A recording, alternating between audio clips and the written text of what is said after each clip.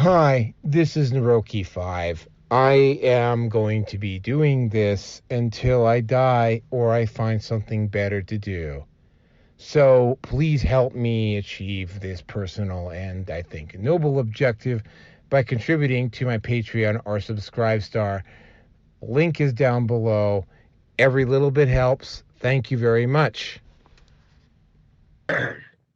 Hello, everybody. Welcome to the Red Pill Nation Hangout number 408, where V just jumped on the moment GIMP suits were mentioned. Had to mention that up. Steve is rather envious at the moment, but anyway, I am your host of the show, Naroki5. With me tonight are the three. Well, I guess I have to start calling them the three amigos here. Starting, of course, with Rearson. So, Rearson, introduce yourself. I'll be honest, I wasn't really in too much of a mood to jump in, but I just thought to myself, fuck it, let's do it. So here I am, more of a part-timer at this point, although you've gotten me for the last 3 episodes out of about 5, so I gotta stop meeting you like this, man. I gotta stop. Actually, now that I mentioned it, dude, the anniversary, the 7th anniversary episode is going to be next Sunday. Just thought you should know.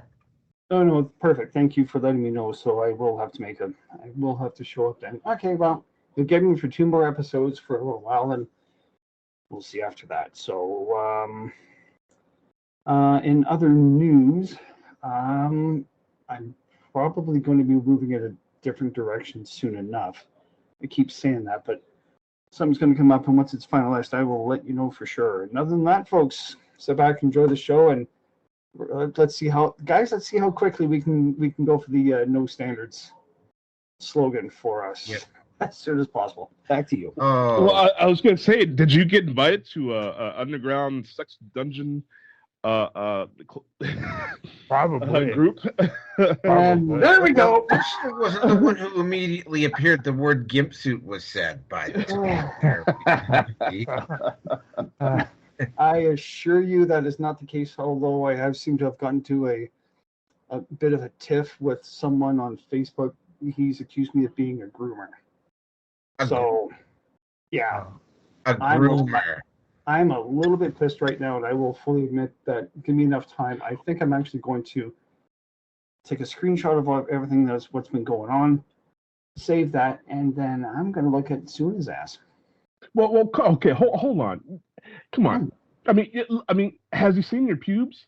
I mean, those got to be groomed up. You can't get those caught up in that zipper. You know what I mean? Unemployed Smurfs, man. And on that note, I'm done. Well, if you start arguing with people on threads, you'll be called a white supremacist, a misogynist, a MAGA, I can handle a fascist. You'll be called just about everything if you go over the thread. It's better than being called a groomer, though, dude. That's that's pretty fucking bad. That is. Yeah, that's and I've asked him to retract. You've got no evidence. If you have evidence, please present it so that way it's out there. And of course they don't, right? No. And I've asked him, like, look, just retract this. That's fine. That's all that I'm asking for. Delete your posts. I don't care. But give me the better part of about 6 months. I think I'll be in a position that it's going to be, you know what? Fuck it. I'm going after this guy. So I'm going to go after him. So hold up a minute. I'm kind of now. I forgot what these guys are called. But what are the ones? The guys that freaking take care of cleaning up and everything during porno shots. Oh, those are. Well, there's the fluffers. Those are the women. Fluffers. Oh yeah, that's worse than a fluffer, dude. Oh well, no. I mean, the people who clean up after a shoot of any type, be it porno or just regular mainstream film production, those are production assistants. Well, we're talking those are. I mean, you have to clean. I am not doing nothing with no one else's anatomy except my own when I'm going to town just because I'm in the mood. That's as far as it goes. I mean, you have to clean up a little bit more biological matter if you're working on a porn Bodily set. fluids? Body Just fluids bodily and fluids. so forth. Assuming, of course, they didn't get the actress didn't get it all on her. Well, it get cleaned up. Doesn't matter if it's on the sheets or on a table or her face. So technically, what would a fluffer be then? I have no idea. A fluffer is the one that keeps the guys hard and ready to go. Oh my God. Yep. There's a job for that. Anyway, and on that note, absolutely no fucking standards, folks. Okay, all right. So yeah, we've broken the no standards rule. Okay, V, introduce yourself.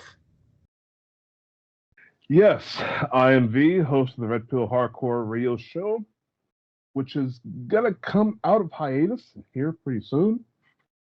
I've actually been working hard trying to get just the right setup. The Jackal is pretty particular with, what he uses, and I have to match his setup so I can be on his network. I'm starting a new show as well with my business partner, Mr. Roger Landry, from TLB, and yes, TLB.com. I'm sorry, it's actually, oh, well, forget the parent site. Just go to TLBtalk.com. That's our social network. We're up and running. We have been for a while. And yeah, get on there and say hello to everybody. Ditch Facebook and go on TLBtalk.com. And of course, last but not least, Roger, introduce yourself. I'm Roger Hansen. You can find me on Skype, and you can find me on Discord, as well as on Rumble, Odyssey, YouTube, sometimes on Twitch. I also am on Minds.com temporarily. I don't know how long I'm going to be on there, but it's about. I am on X too, but on that one I'm RodLOL1973, and that's it. All right. For those of you who don't know, I am at, in order of number of subs I've got, BitChute, MGTOW TV, Rumble, Odyssey, Brighteon, and a surprisingly growing surprisingly fast as of late. YouTube. Yeah, I don't know, man. I've been getting a lot of new subs on YouTube. I don't know why. But yeah, I am also at Facebook Minds, Gab, MeWe, not Parlor, Getter, TLB Talks, and that is it for now.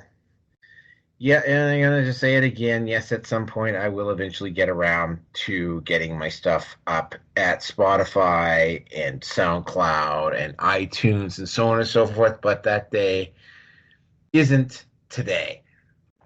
All right, so the topics are as follows. We're going to start out with the Canada content. Rebel reporter David Menzies arrested, and Bruce knows who I'm talking about here. Arrested again. Democrat establishment Hail Mary on the 14th Amendment to stop Trump presidential nomination. Topic number 3, Trump's new cabinet appointments ruffle feathers. Yeah, that is an understatement. Topic number 4, mass exodus of 0.0027% of X's users declared monumental loss for X by crybaby leftists. Topic number 5, the auction of Alex Jones' Infowars studio was canceled when irregularities appeared, and boy, were there ever some irregularities on that one. And topic number 6, and this one will probably, this one might expand a little bit. Snow White actress Rachel Zegler is forced to apologize by Disney after unhinged Trump rant on Instagram. And good God, even for Rachel Zegler, this was going over the top, like way over the top. So with that in mind, let's just get into the topics here. The first one being Rebel reporter David Menzies. Now, David Menzies has been getting himself arrested like consistently. He was the reporter that that some corrupt RCMPs and Chrystia Freeland participated in arresting for quote unquote harassing the prime minister, the deputy prime minister, or for assaulting them, an assaulting police officer. Of course, that one has incredibly flimsy evidence, but that one has gone all over the place. But I mean, David Menzies is based out of Toronto. Now, I'm going to get into a little bit of some history about Toronto. Toronto, if you're gonna list off the wokest cities in North America, and not a lot of people would know about this, but I would put Toronto in the top 5. Like, I would put it up there with Chicago and LA and Philadelphia and places like that. Like, it is an incredibly, I mean, the mayor is absolutely a leftist. There have been strange, peculiar irregularities coming out, in particular with the Toronto Police Department for several years now. There was the really weird case, and we're going back a ways on this one. We're talking about Gregory Allen Elliott, and the way that was handled. There was the situation where a speaker at I'm trying to remember specifically what happened here. There was a speaker and she showed up. That was related to Gregory Allen Elliott.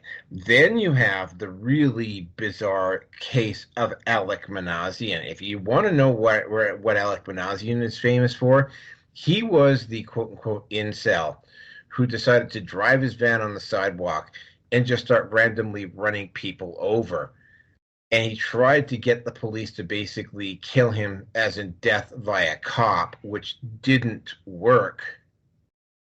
But the really curious thing about Alec Manassian is that somehow, while he was in police custody, he somehow had the time and energy to start it while he was in police custody, if you want to look at the timeline, is that somehow he had enough time and energy while he was in police custody, to start a Facebook page, post his picture, and make probably one of the biggest incel statements that I have ever heard in my entire life. And that's, by the way, where the term incel really started to take off, was with that. And Tim Pool was the one that pointed this out. It's like, yeah, the time that he got arrested and the time that this post was made, it's like about 15, 20 minutes after he's been arrested.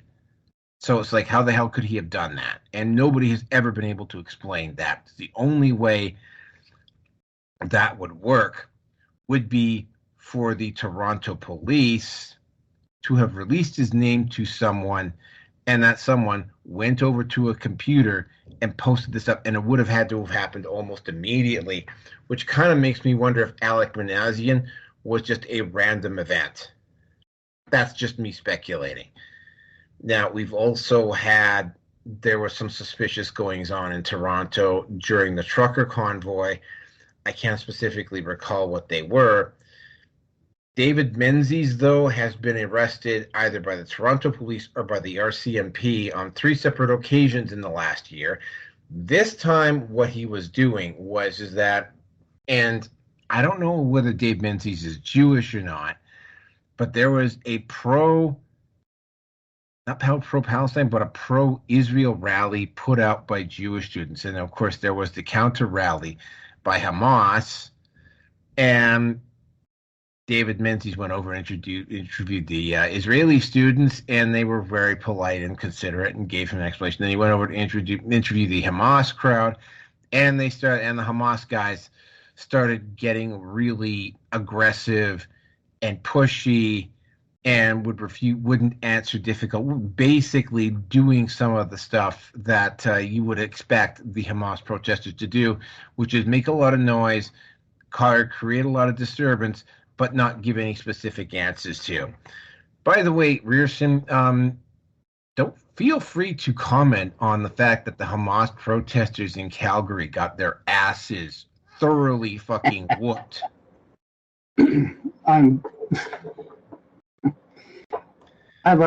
What you sent was great. It really was. Yeah. Won't say any more than that right now, but I don't know who in Calgary gave the order, and I'll be honest, I don't really care. Yeah, but no, they tried to pull in Calgary the same thing they've been pulling in Toronto and New York and all those other various cities. They have tried it up here in Edmonton, and they got the same result. And the same result here. The police just moved in and like got them out of the way. They tried it in Calgary a couple of days ago. Oh boy, it. I'm thinking the Hamas protesters in Calgary were expecting, because of the mayor there, that things were going to go a little bit easier on them. Boy, were they ever wrong. But yeah, Menzies has been arrested 2 or 3 times. It looks like this particular occasion, it looks like maybe they were arresting him because there was some potential. The police will do this, by the way. And they actually do have the legal authority to do it. They will arrest you and they will drive you a block or 2 down the street, and then they will just release you. Because you're causing a disturbance and you're potentially creating a violent situation or whatever, and they just simply want to get you out of the way in order to diffuse that situation. Now, do I sound like I'm making an excuse for the police? Yeah, maybe. But, Menzies is one of the few reporters in Canada, actually in the entirety of North America, that is willing to go right into the middle of a Hamas group and start asking them the questions that they need to start fucking answering. Because they won't answer them. It's just rhetoric, backed up by the mainstream media, which, as we get further down the road, we'll find out has lost a lot of its legitimacy. But, he got arrested again. I don't know. I think he was released almost immediately. But, yeah, he got arrested again. This is the second time. I mean, the first time we talked about him being arrested was when he challenged Chrystia Freeland, the deputy prime minister, about some of her policies. And they basically staged that fake arrest in, I can't remember when it was, I think it was Oakville. And it was later discovered that the white police officer there had also potentially been one of the people who was one of the fake Nazis at the convoy counter-protest a few months earlier. But yes, very interesting. And I realize that V and Roger aren't necessarily up on Canada stuff, but I will let V go next to have his say. Is this the Menzies from South Park? Ooh, Menzies! All right. Hit and miss. All right. Oh, sorry. No, David Menzies, the reporter from the Rebel News in Canada. That's right. Okay, well, I will say I'm on the side of anybody who is willing to jump right in the middle of the monster mosh pit to get something done. I don't know anything about this guy, but the way you describe him, we need more people like him. He's kind of like us, right? I know I've been in the thick of it sometimes, though I'd prefer to keep a analytical distance, but sometimes you got to do what you got to do. And if this guy is really getting the people, rustling some feathers, I guess they would say, pissing people off, Well, there needs to be a lot of that. There needs to be a lot of pissed off people. Too many complacent people. Too many zombies out there.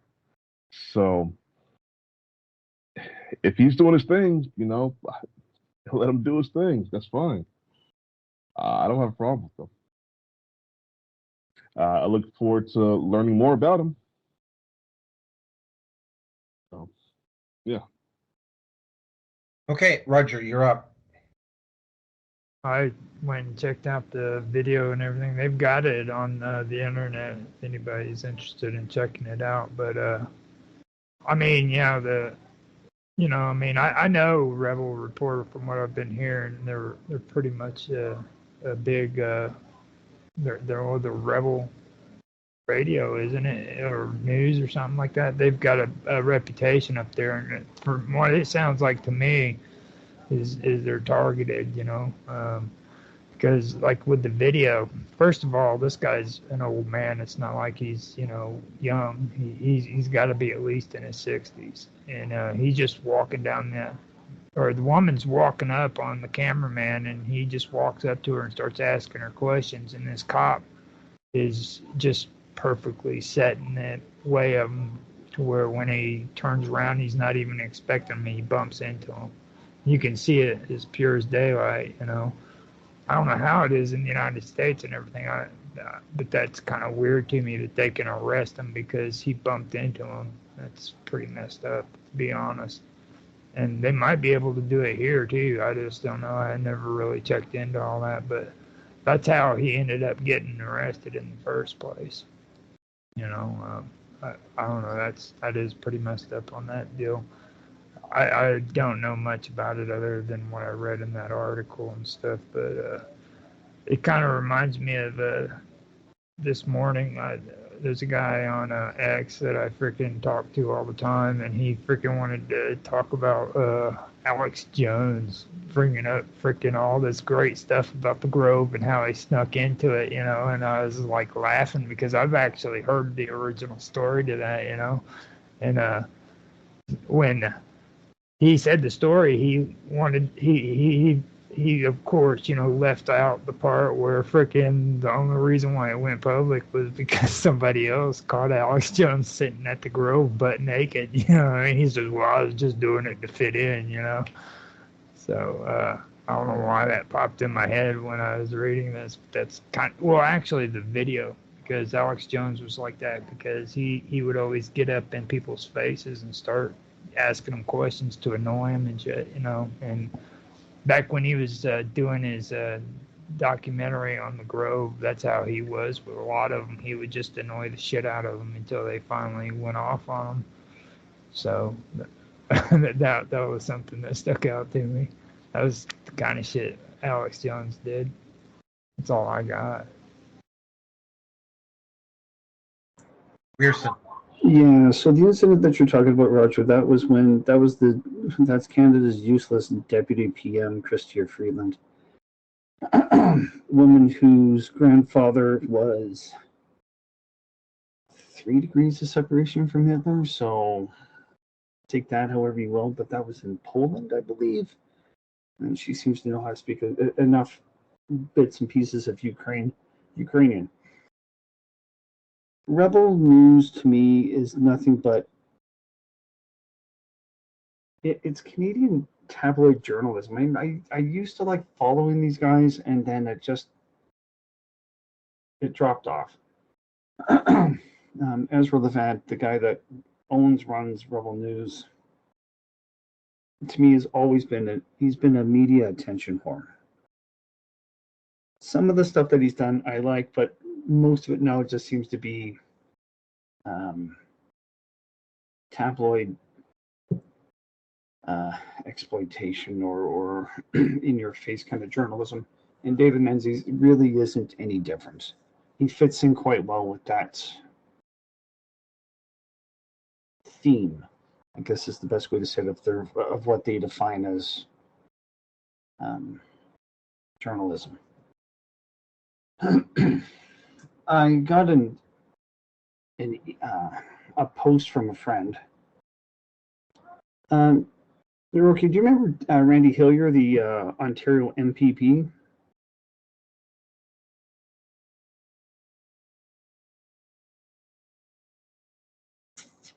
Naruki?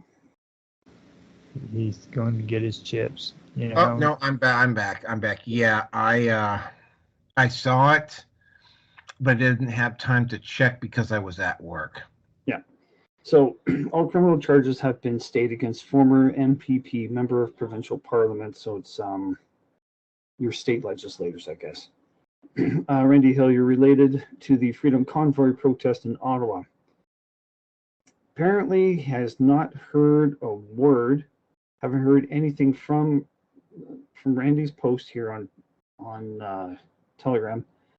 Still haven't heard a peep from Rebel News Online, Ezra Levant, or True North Center, which I think is the other one that it just feels a little bit funny for me watching them on YouTube.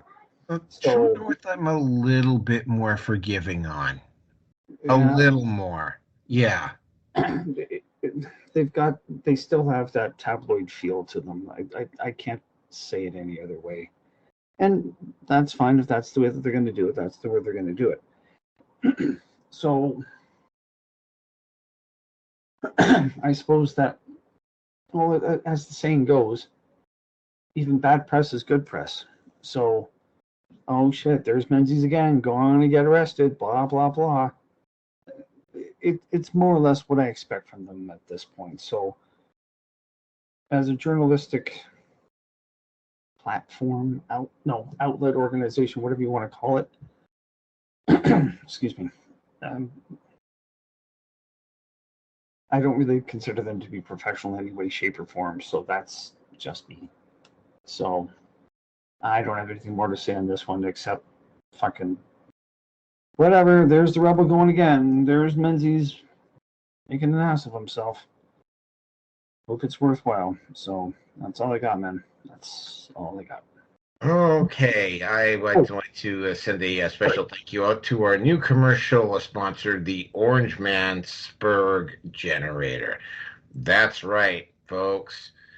Your emergency fuel supply and energy problems are solved. That's right. Here at Orange Man Bad Inc., we have invented a new generator that basically produces energy off of the massive spurg outs and immature rants of people who have Trump derangement syndrome. How does it work? Well, first of all, you buy the actual machine, and it's empty.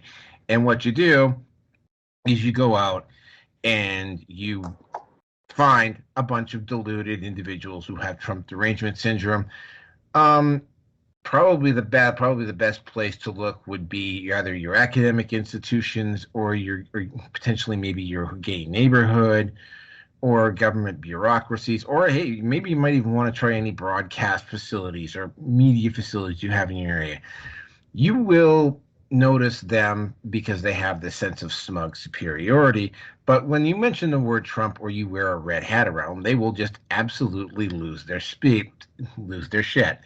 What you do is when you find one of these individuals, you dart and trank them, you drag them back, you toss them in the Orange Man Spurg Generator, and after you get 3 or 4 of them, all you got to do is throw in a MAGA hat or a picture of Donald Trump whenever you're short on power, and the collective spurg out and freak out of the individuals inside the Spurg Generator will supply you with enough power to fill your needs for at least a month. That's right, the Orange Man Spurg Generator.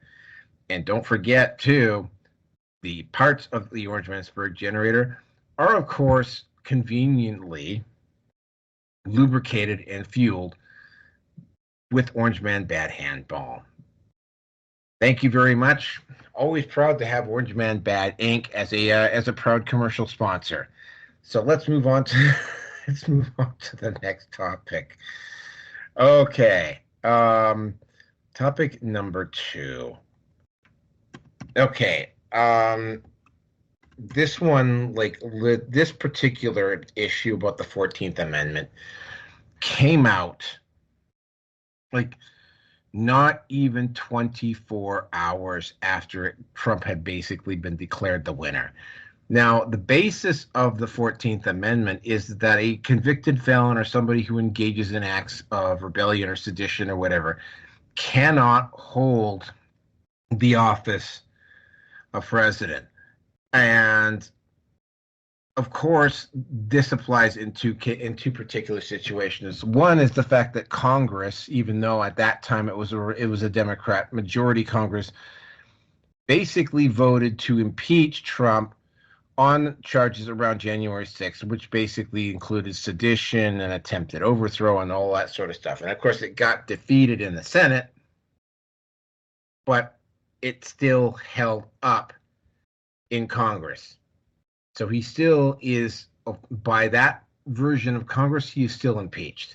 Now, the second one, of course, applies to the fact that he was declared guilty by that kangaroo court in New York, which makes him a quote-unquote convicted felon. Except, of course, he's not a felon because even stretching it out, this would be considered a misdemeanor.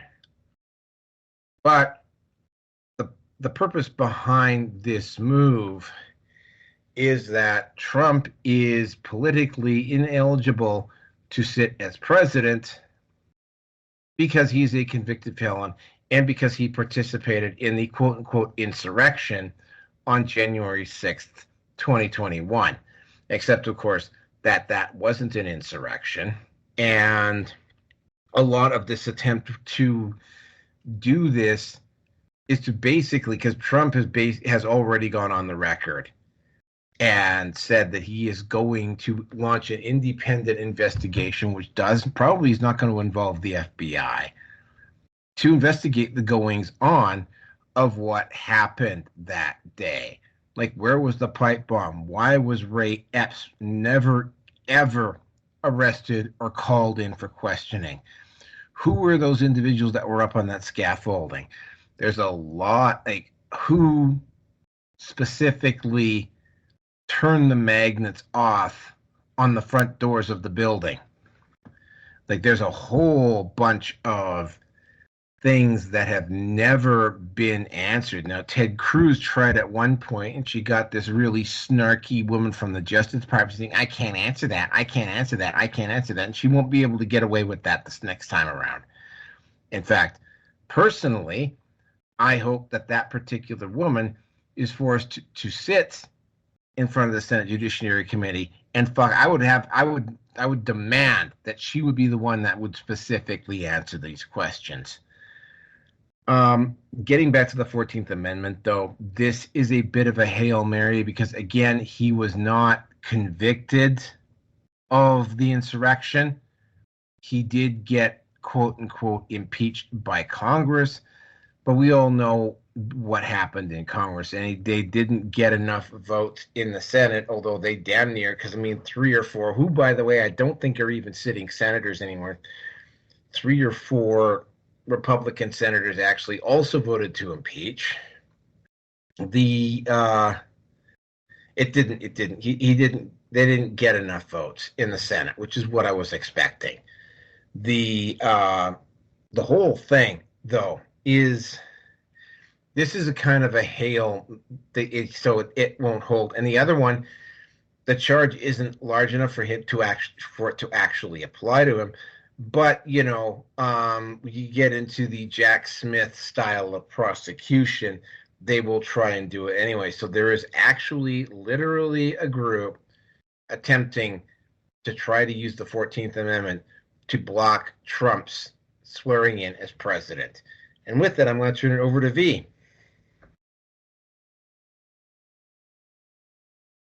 No, I'll turn it over to Roger. Roger, you go next.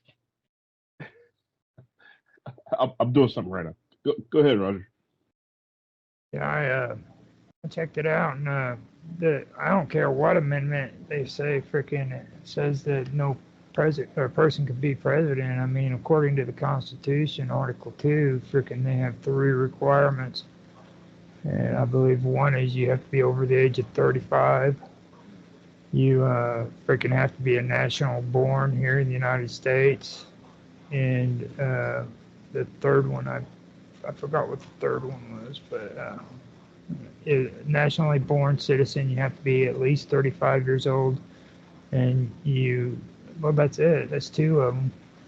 Because freaking that's what I remembered whenever I was coming out of school, and I've actually been talking about that previously when it comes to the birther movement because that's the one thing that they're real big on.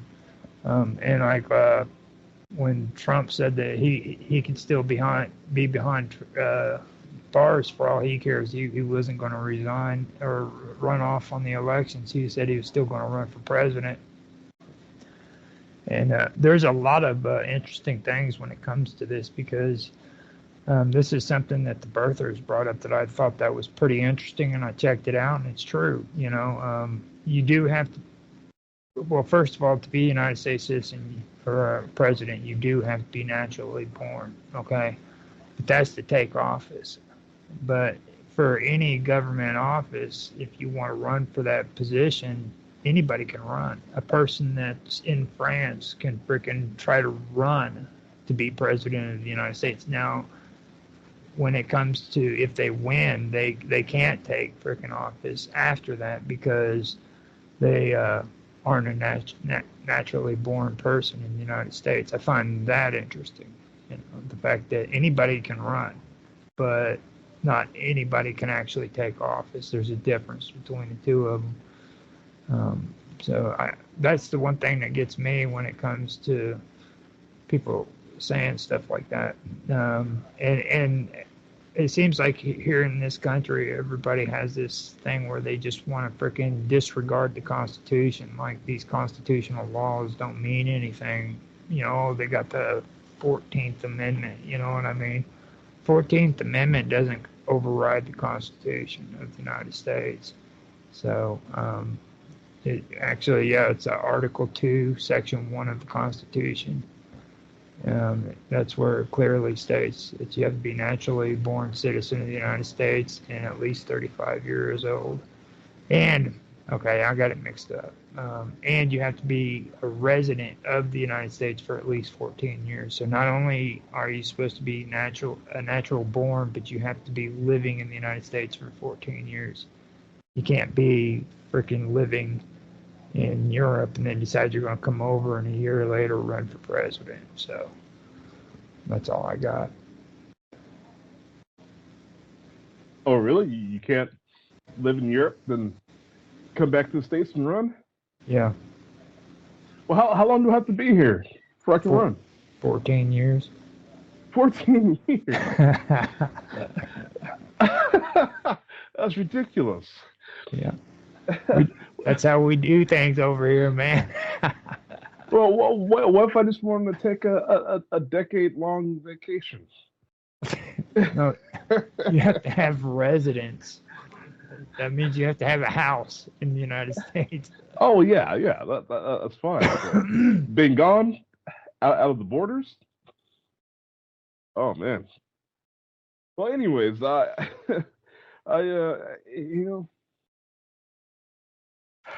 there were some people that told me,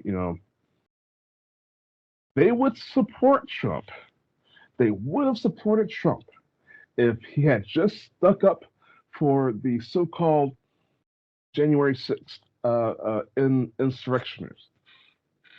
And by the way, I apologize ahead of time if you hear barking. I'm being hosted by my wonderful and generous friends while I'm here in the States. So I do apologize if you hear barking. But anyways, back to what I was saying. And so a lot of people sort of fell off by the wayside. They fell off the Trump bandwagon, so to speak, because he didn't speak out enough for these people. I mean, it's ridiculous how, some of them are still in jail right now. They've never committed a crime. And I understand that's the federal government flexing, trying to, dissuade anybody and make examples out of people. People go against the government, even though that's totally ass backwards. It's we the people. And when we're not happy there needs to be some overprivileged butts moved out of those leather chairs and these buildings. So I was hoping that he would actually get on to this. I told people it's not too late. He's got 4 years. He can set things straight. He can pardon all of them. He can change the laws. There's so much he'll be able to do. If that is something that's on his agenda, I sure hope that it is. I really, really hope that it is, because that is something that it really needs to be addressed. If not for the sake of the people, at least for his own sake, because he got slandered and libeled all over the place. Being painted as the person responsible for what happened, and Trump simply wasn't. Trump did literally what he was supposed to do as a politician. The people made a decision, and he co-signed. Okay, he was right on board. Okay, let him in.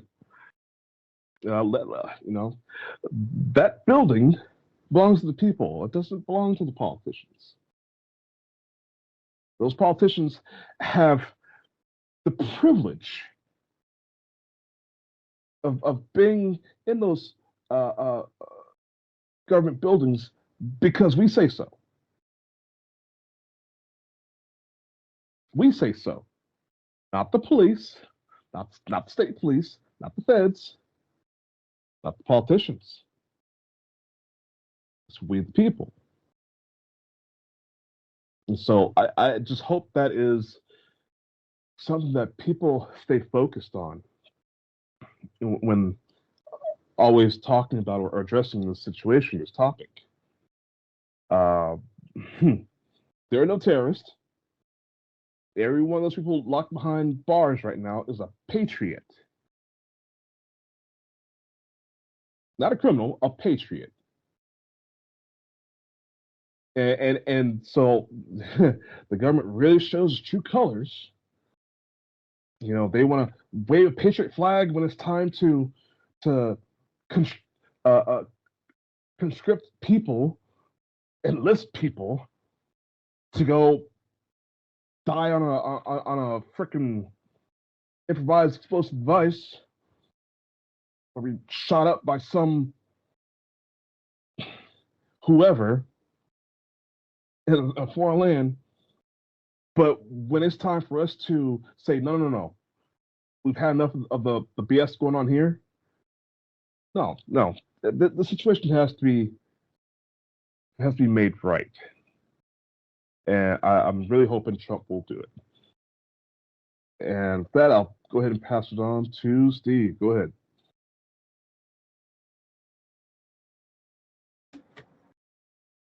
If I remember correctly, the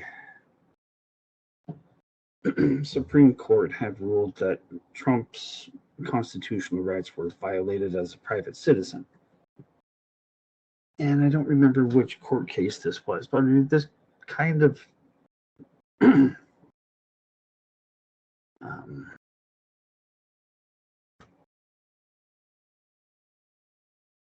me, this is fuck. It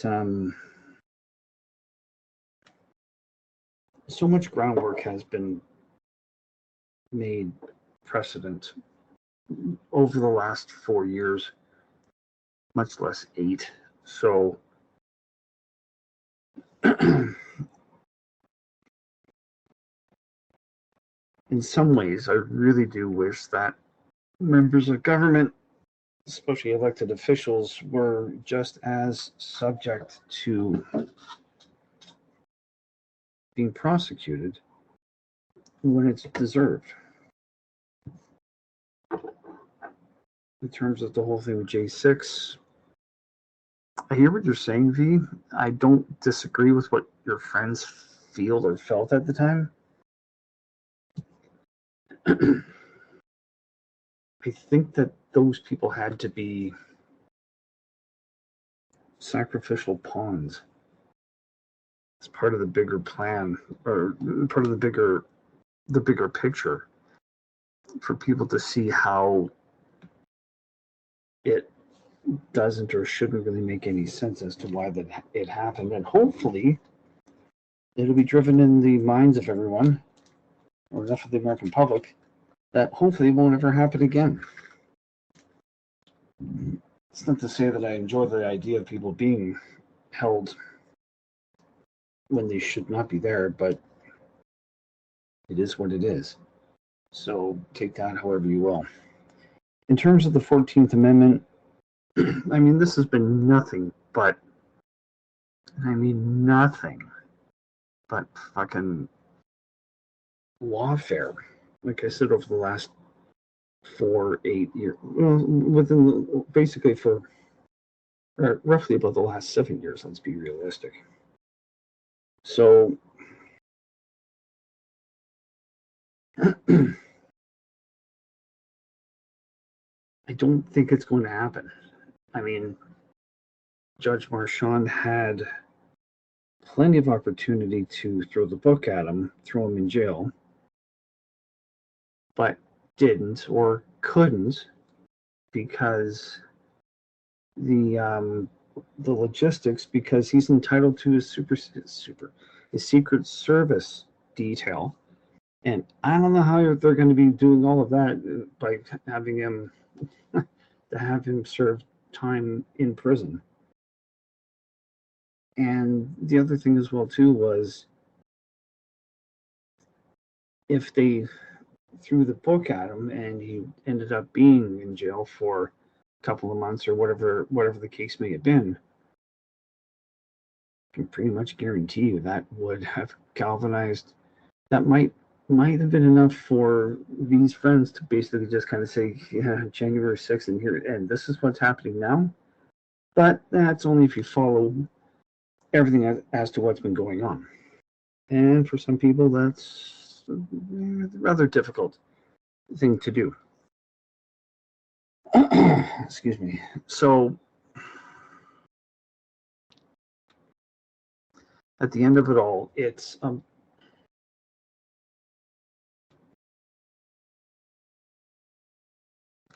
how can you even say this? I've said it before, and that's what came to mind. I'll just go with that. Like, everything that's being played out right now, it's kind of like you're a chess master and you're playing someone who loves to play checkers, or it's 3D chess versus checkers. How it's going to work out, I don't know. What's going to happen from all of this, I don't think that this is going to. With everything else that they have thrown at him, they're going to try this route now, because, I mean, realistically, it feels like that they're really running, the deep state is running out of options. So for me, the feeling is that it's going to be a case of, well, maybe the shit's going to stick, maybe the shit's going to hit the wall and it's going to stick around this time. Maybe not. I don't know. I really don't know. So that's all I have to say on the matter, and I am done. So, Rookie, back to you. Okay, yeah, that was a yeah, you kind of expect a couple of other potential one or two legal maneuvers. I can tell you that Jack Smith is no longer. Jack Smith has quietly stepped down, so Jack Smith won't be going after Trump anytime soon again. If I was Jack Smith, I'd be making plans on leaving the country. That's just me. Anyway, moving on to the next topic, and this one is, oh man, this one is just, I don't know, I can't help but just go, mwah, mwah, mwah. Trump's new cabinet appointments. First thing he said right off the bat, Mike Pompeo and Nikki Haley are not going to be in on this, which is no surprise since Pompeo basically threw Trump under the bus at the end of the first term, and Nikki Haley is an outright rhino. they tried really hard to get Haley in as the VP candidate, which fortunately, again, Trump is being a lot more selective about his cabinet positions. But his biggest, well, first of all, he gave Robert F. Kennedy Jr. exactly the post that he wanted, which is Secretary of Health. I can't remember what the Rachel Levine, and Big Pharma and the Prince. I did see an article today that the Pritzkers are starting to round. They're going to try to use all the resources of the state of Illinois to prevent the feds from. And they also have announced that they are going to, and they're doing this on purpose. They're going to speed up the pace of gender reassignment surgery in Illinois because they damn well know what's coming. That was like literally the first one, and you should have seen the medical establishment just freaking out. Now, the people on social media who are starting to freak out, first of all, about Robert F. Kennedy, the first thing that a lot of the people that were freaking out got called on, because again, the mainstream media has lost a huge amount. I mean, the mainstream media went all in on a woman who is fundamentally unelectable, who is the poster child or the poster woman for failing up. And they completely, I mean, for instance, MSNBC has lost almost half of its audience. But I'm kind of getting away from the actual main topic here.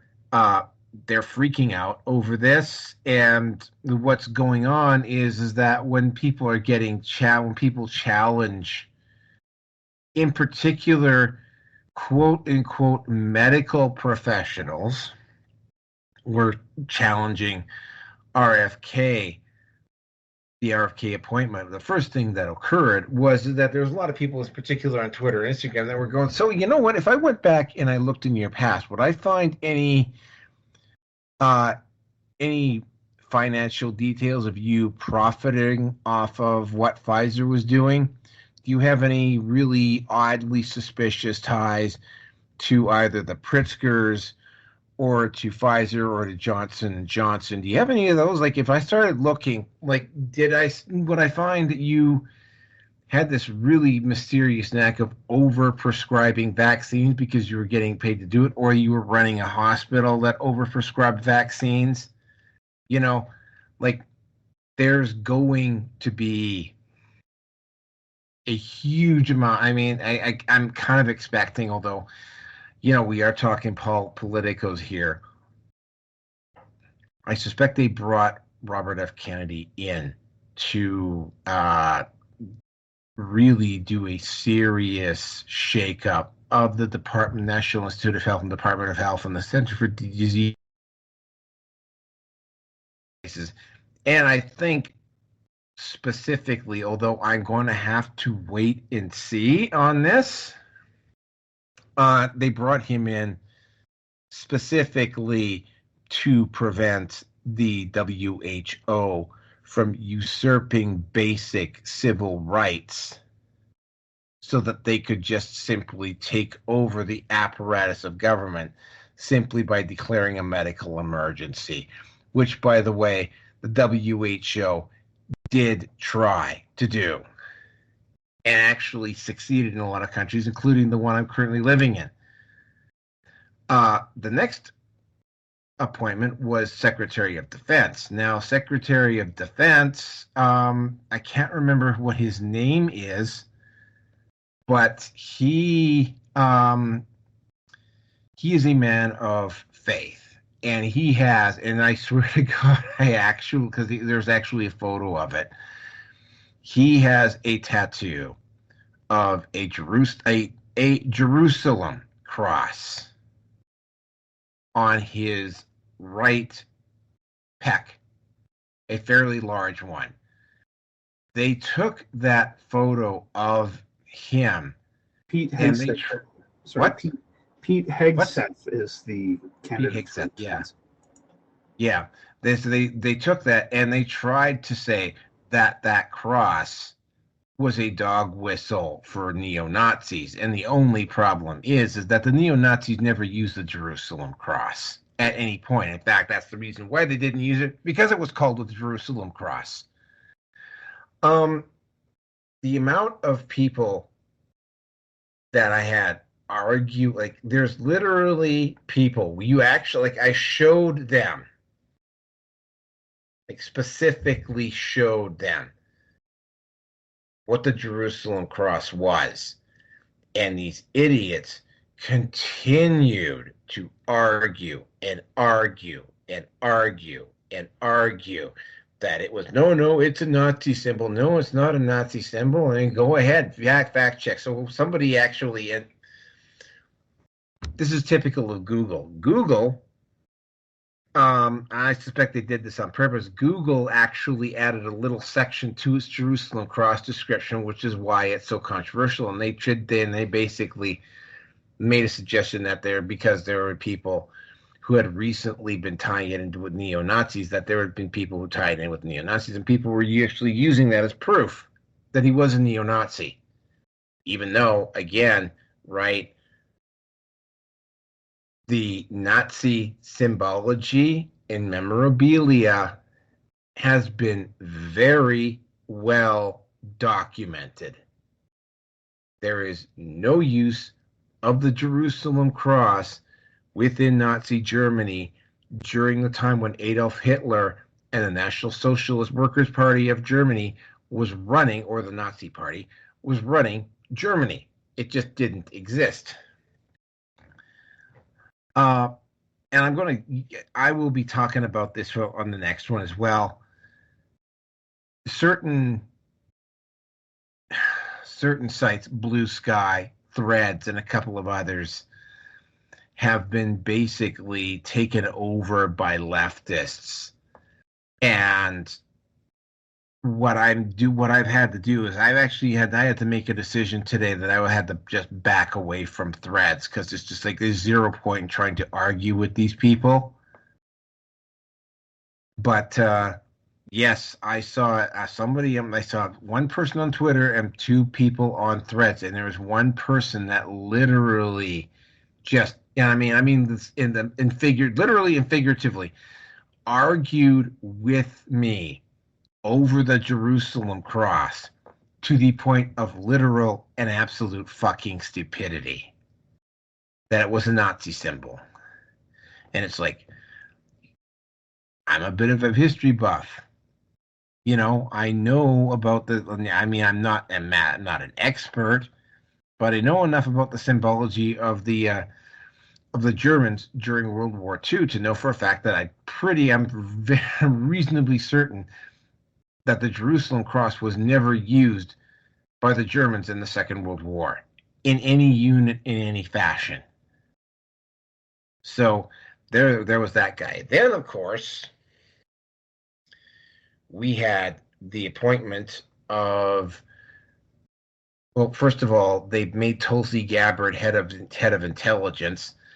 That was that one ruffled a few feathers, including that massive fucking idiot Michael Bolton, who immediately asked the FBI to launch an investigation into the finances of Tulsi Gabbard, because Tulsi Gabbard is going to be head of the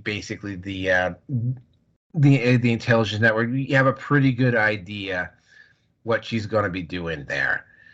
They made, I think Marco Rubio was the attorney. No, Matt Gaetz is being made attorney general. Matt Gaetz. Rubio is Secretary of State. Yeah, Rubio's Secretary of State.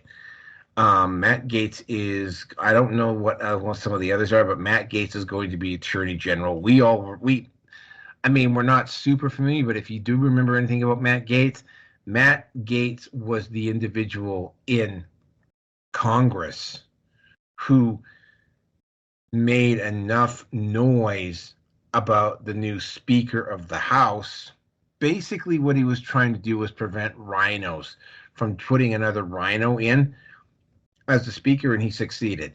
Matt Gaetz has laid into the attorney general on a few occasions. He's laid into any of the people who were involved on J6, and I think he was specifically brought in as the bulldog. Hold on a second. As the bulldog who is going to be going after the FBI about J6. And yeah, Marco Rubio is the, what did you say he was going to be, the Secretary of State? Yes? Hello? Okay, yeah. Yeah, that's what it looks like. I don't know if the nomination process has been finalized. Well, no, it won't be. It doesn't. That stuff doesn't get finalized until after January 20th, anyway. That's an interesting decision. But Rubio has been back. Rubio has backed Trump. The head of they have a very interesting proposition for the head of the ATF. I've never heard of this guy, but he's a very pro-gun guy out of Texas. So he lives in a border state. If he is made head of the ATF, there's definitely going to be a few things happen there. I'm not sure who the new border czar is going to be, but I suspect that person is also going to be a bit of a firebrand. So basically what's going on here is that Elon Musk and Vivek Ramaswamy, head of Department of Government Efficiency. Basically, those two guys are going to be heading up an entire department that's going to go around and, on paper anyway, go around and cut out the excess financial waste. Primarily, I think their role is going to be to figure out who the hell was funneling all of that money to Ukraine. And by the way, they did send another, I think it was $60-odd million to Ukraine shortly after the election. Don't quote me on that, but I think they did have another vote where they elected to send some more money over there. So the bank for the Ukrainians is going to be closed. What it looks like to me, and this is, again, I don't want to get too much onto Team Trump here, because I have some really particular issues with Trump. I don't think that Netanyahu is going to be held accountable for some of his mysterious decisions that he made shortly before October the 7th, nor some of the other financial motivations that were potentially involved with allowing Gaza to attack Israel at that particular time. I don't necessarily believe that Wall Street is going to be held particularly accountable. So yeah, I'm not fully on board with Team Trump, but it appears that what is going on here is that Trump is putting people in cabinet people in position that are going to be able to operate independently of Trump for the most part, and are going to be able to do their jobs, and are definitely going to be shaking things up. So you're definitely going to be seeing a lot of yelling and screaming and propaganda in 2025. Just saying. And this is also something that got pointed out to me today. Donald Trump, Elon Musk, Tulsi Gabbard, and RFK Jr. are all former Democrats. Just let that sink in. And with that, I'm going to turn it over to V.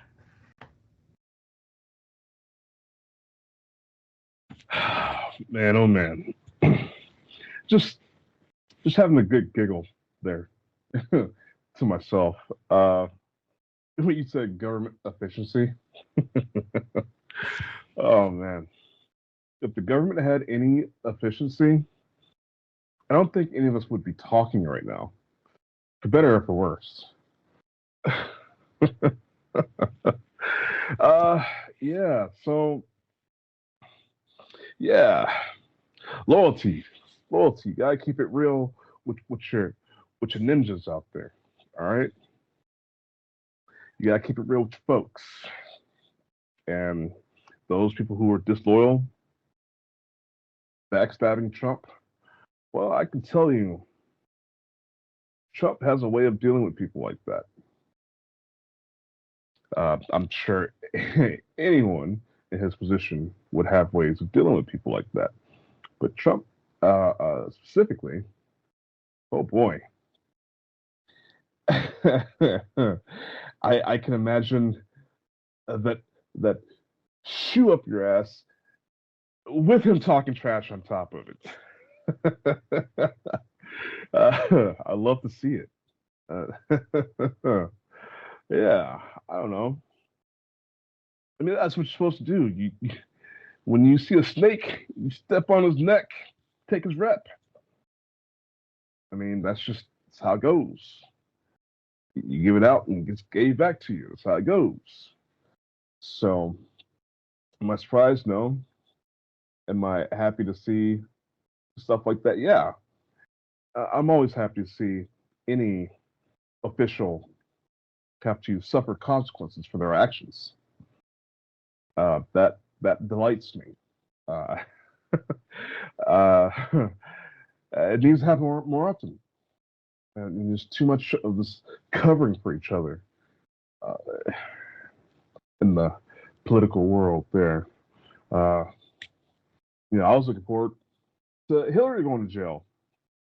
Trump didn't do that because, it's, once you join politicians, you have to watch each other's backs. They got dirt on you and you got dirt on them. Yeah. So, and this is a wonderful thing too, because we've gone through all Trump's dirt. Every skeleton in his closet has been plucked out.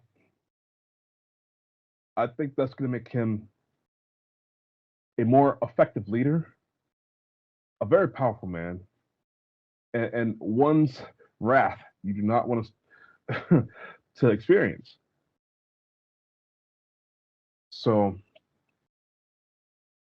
hallelujah, amen, and pass the bullets and pass the guns, and revolution time. Go ahead, Roger.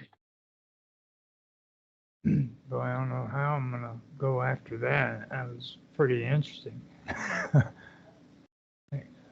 But the thing with all this stuff that really gets me, though, that really is interesting is not during the election, but like after the election, all the stuff that started. Like everybody's talking about the Trump assassinations now, and nobody's even talking about this bullshit freaking thing they're coming out with now about they're trying now, the Dems are trying to freaking blame the assassination attempts on the Iranians. They said it was an Iranian plot about killing Trump, you know what I mean? And none of this even came out until freaking after he was voted into office, and all of a sudden, newspapers like the Washington Post and the Telegraph and the New York Times are posting freaking shit like that. I pulled up a couple of them. It says on Washington Post, charges unsealed in alleged Iranian plot that included talks of killing Trump. Then the Telegraph said Iran ordered hitman to take out Trump during election campaign. And then the New York Times says Palestinians try to sway Trump, reaching out to Tiffany Trump's relative. So all of a sudden you get all that, and I think what that has to do is I'm starting to think maybe freaking there was something going on there, because like they're scared for some reason about that situation. I think when Trump gets into office, there's going to be a lot of shit that's going to come out, or there's going to be a lot of paper shredding going on in freaking Department of Justice, which I'm against. I don't agree with the Department of Justice one bit. I'm into history too, and I know how that came about being, and I don't agree with it. Like law enforcement should be in the hands of the states where it belongs, not in the federal government. But on the topic of Donald Trump's nominations, they were also going after them. They're saying that Pete Hogseth was the one of them. I believe he was the one that was supposed to be the nominee for defense secretary. They're trying to say he has an accuser for sexual assault against him. And then you have Matt Gertz or Geitz. Now he's the one that's going. He's Trump's attorney general nominee, and they're saying that he's going facing charges on sex trafficking accusations. So there's a couple of things there that's pretty disturbing when it comes to that. If it's true or if it's not true, I don't know, but I just think that it's kind of a coincidence that all this shit's coming out, just like before.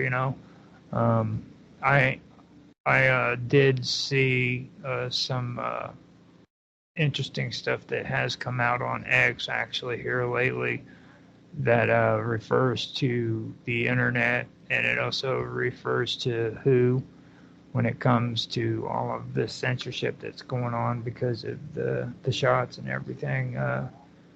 Elon Musk did let Donald Trump do a video on X, and he point blank said that any of this outside influence from the United States is going to be brought to a halt, and any platform or organization that agrees to allow organizations like the World Health Organization impose their mandates on the United States will be heavily fined. And I know that might not sound like it's much, but trust me, when they start getting fines for freaking imposing the World Health Organization's regulations on Facebook and YouTube, they're going to get hit hard. So hopefully that does take place. But I'm not holding my breath because I agree with V on the whole Hillary Clinton thing. I thought he was going to go in, he's going to lock her up, and he didn't do shit. So, and, I did vote for Trump this time, but it's like I said before, I didn't have any other choice, to be honest. For one, you can clearly see that the man was freaking being targeted. They wanted him gone, and they went at him with everything they had, and they couldn't get him. And you could clearly see freaking the dirty politics that was going on there. You know what I mean? And second of all, I'm not going to vote for freaking Kamala Harris. There ain't no way in hell I would even think about voting for Kamala Harris. That woman is probably one of the evilest persons on the face of this planet if you check her history out and see some of the shit she's done. And I'll say that until the day I die.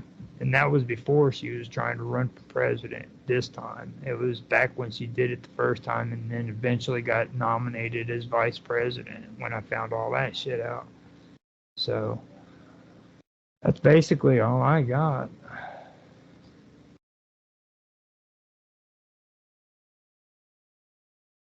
Pearson fell asleep on us.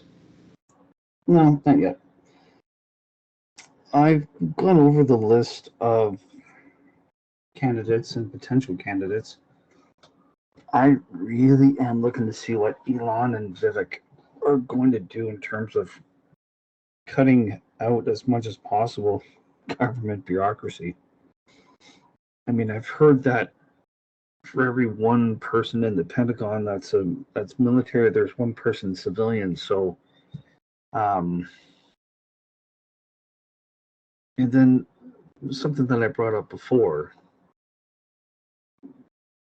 and I called it out on the sides of what happens with the Chinese, but also happens with Americans, especially with the generals when they retire, they're contracted out. So I would almost think that maybe it's just time to hang it up and walk away from it all.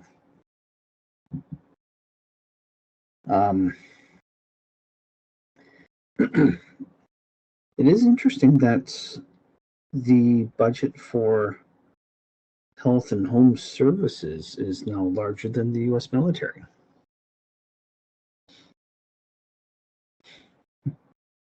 I've also heard that enough pharmaceutical companies' stock took a dive when RFK Jr. was announced as the candidate. And I've got a nasty feeling for them that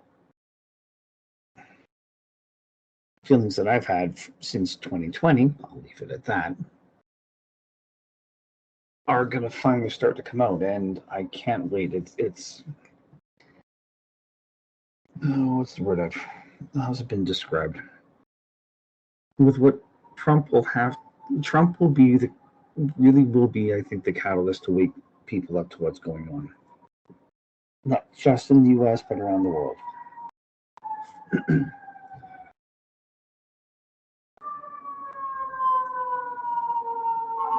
I can't wait to get away from this. They're coming for you. They're coming for you. You fucked up. Get the hell out of there. Go, go, go, go.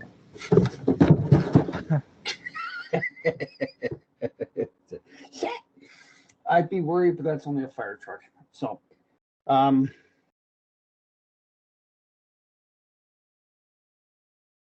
my feeling, the one of the ones that's going to be the sweetest one to watch, I think actually is going to be Tulsi Gabbard. I mean, she was kicked out of the Democrat Party. There's a female that I went to Toastmasters group with, and she posted that salty thing from Facebook that there is no woman. We're back to the patriarchy again for the election. There wasn't a woman that was available. No, you dumb fucking cunt. They had one, but Hillary was hell-bent on doing it. Tulsi had asked questions with policy within the Democrat Party. Well, it's amazing what happened with that. They didn't like that, so she got kicked out. So, how can I put it? Oh yeah, to kind of to paraphrase from to Jane Curtin on Saturday Night Live, Jane, you ignorant slut. And that's what I want to be screaming at those women. You bunch of ignorant sluts. You do realize? I would kill to see that.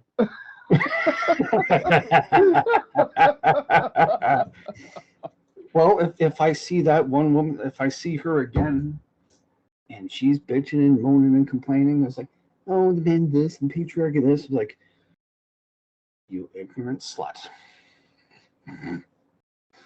You do realize that Gabbard was the only female that I saw that was on the Democrat ticket for a while that I would have, if I could, I would have voted for her.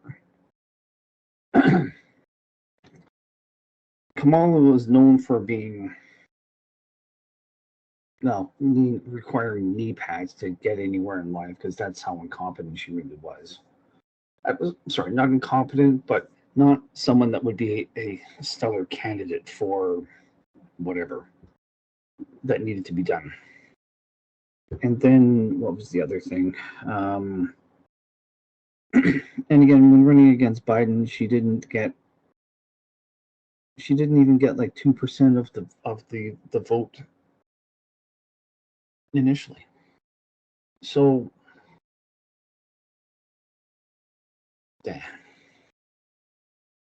my apologies for going off on tangents, but you should, anybody listening with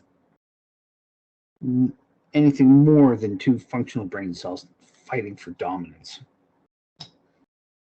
in those vacuous heads of theirs would be able to see that this was what was going on and whatever else. Anyway, the proposed borders are, he grew up not too far away from Kingston, Ontario, which is a border crossing point. And I hope he cracks down, because there have been enough security concerns of terrorists, Ahmed and the like, that are coming in from Canada. And that's it. And don't get me wrong, the southern border has to be dealt with. Oh, that's an interesting one as well too. There's apparently a Jewish NGO that is doing their bit to bring in as many illegals as possible. So how that's going to unfold, I don't know, but that would be interesting. I don't remember what the name of it is. There's also, but yeah, getting back to that guy, the tone has already been quite frosty towards Canada. There's a lot that has to be fixed here, and it's going to hurt in the short term. I expect enough Canadians that have been somewhat quiet about Trump are going to go through a big enough case of TDS. But as I said to my potential, likely roommate, and asked him about how his parents felt about Trump, and I said to them, they probably don't like him. They said, no, they don't. Well, do they like Trudeau? And he said, no. I said, well, they're going to have to make a decision. They're not going to like it. So, and I think that that's what's going to have to come out from all of this. The potential Secretary of Trade, or whatever the equivalent of that position is probably going to be Lighthizer. And he was heavily involved with NAFTA, USMCA. So I can see that he's going to be. Canada has no leadership. My apologies for looking at it from the Canadian perspective, but I have to look at it from the Canadian perspective. Canada has no fucking balls. No backbone, no spine, no direction. So it's going to get worse before it gets better. I'm not worried because this is something that people have to wake up to and have to see what's going on. So we'll see. We will see. I've also heard that Trump is trying to push right now to get his cabinet in place now rather than to wait, as was already previously mentioned about the WHO could screw things up for everybody, shall we say. So I'm going to leave it at that. And Naroki, I'll throw that one back to you. Yeah. Again, this is just me speculating here. But again, if I was Trump, I wouldn't be trying to manage everything. I would get.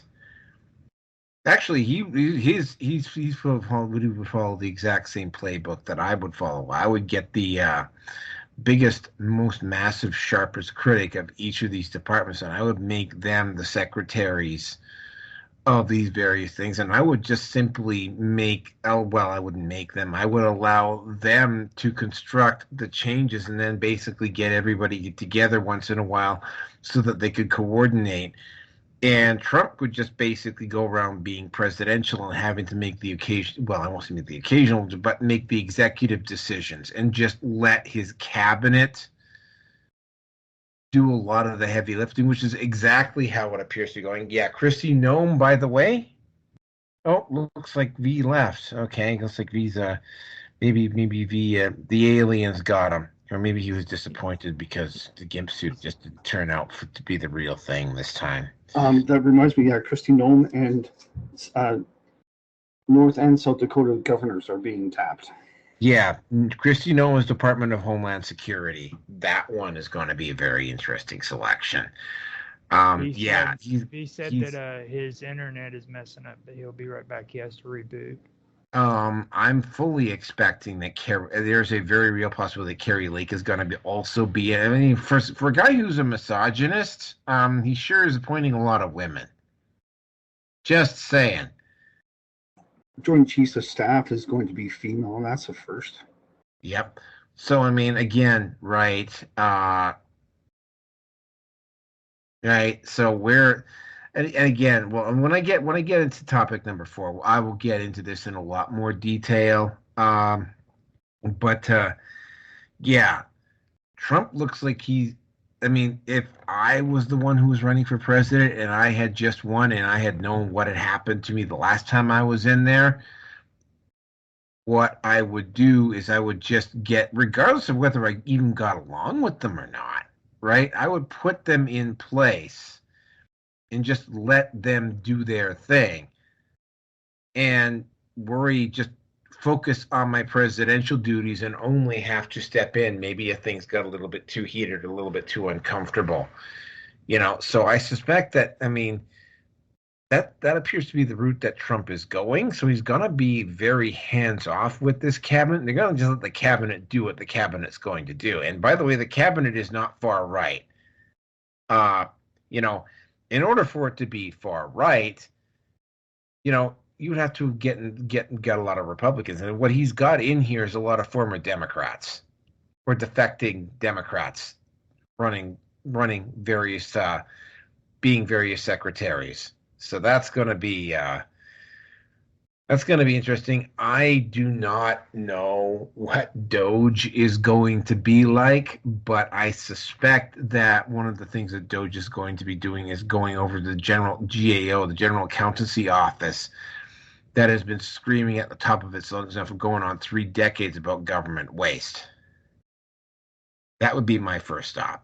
But anyway, let's move on to the next one, because this next one is just fucking funny as well. I mean, I find it very funny anyway. So what I noticed almost immediately on Instagram when I started noticing is that, I mean, there wasn't a lot of anti-Trump rhetoric on Instagram. Now, there was a lot of spurging out on Twitter initially, and then it just kind of, well, it's still there, but it's kind of muted. And I was like, what? Are they packing it in that quickly? No, they didn't pack it in. What they did is that they retreated to echo chambers. The 3 of them that are really, hold on a second. The 3 of them that come to mind right off the bat are Mastodon, Blue Sky, and the new one, Threads.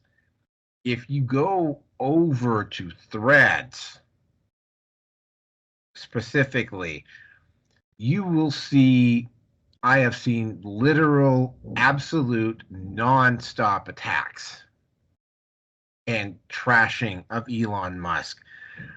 And I mean, we're not just talking about intelligent conversation here. Like, we're talking about people saying stuff about Elon Musk that is just not true. You know, like, oh, well, his stock is collapsing. I mean, this one was just, oh, well, his stock is collapsing. He's on the verge of bankruptcy. And I mean, I go over and take a look at the stock price, and I post up the stock price with this one dude. He didn't respond to me, by the way. And what I said to him was, well, this is his most recent stock price over the last month. Now, if you turned it upside down, tapped your toes, tapped your heels 3 times, it says, I want to be fucking delusional. I want to be fucking delusional. I want to be fucking delusional. Then you could sort of say that Elon Musk's stock value has gone down. There was, because I ended up having to call DDJ on this, and I've also had to sort of indirectly contact some other people in the manosphere about this. For a very, it's kind of disappeared now because people are aware of it. But there was actual open talk on Threads about going into the manosphere and quote unquote setting the guys. And like, I mean, we're talking about like screaming mobs of soy infused men whose combined T count might equal mine. And we're talking about several million men here whose T count would equal mine. Coming in and screaming autistically at the manosphere. This, by the way, on top of the sex strike, which, as a MGTOW, has had 0 effect on me. Now, one of the single biggest things, and I gotta say this, they are like they're getting massive woodies and then pleasuring themselves using Orange Man bad hand balm over this. But one of the biggest things that they have been talking about is the fact that 1 million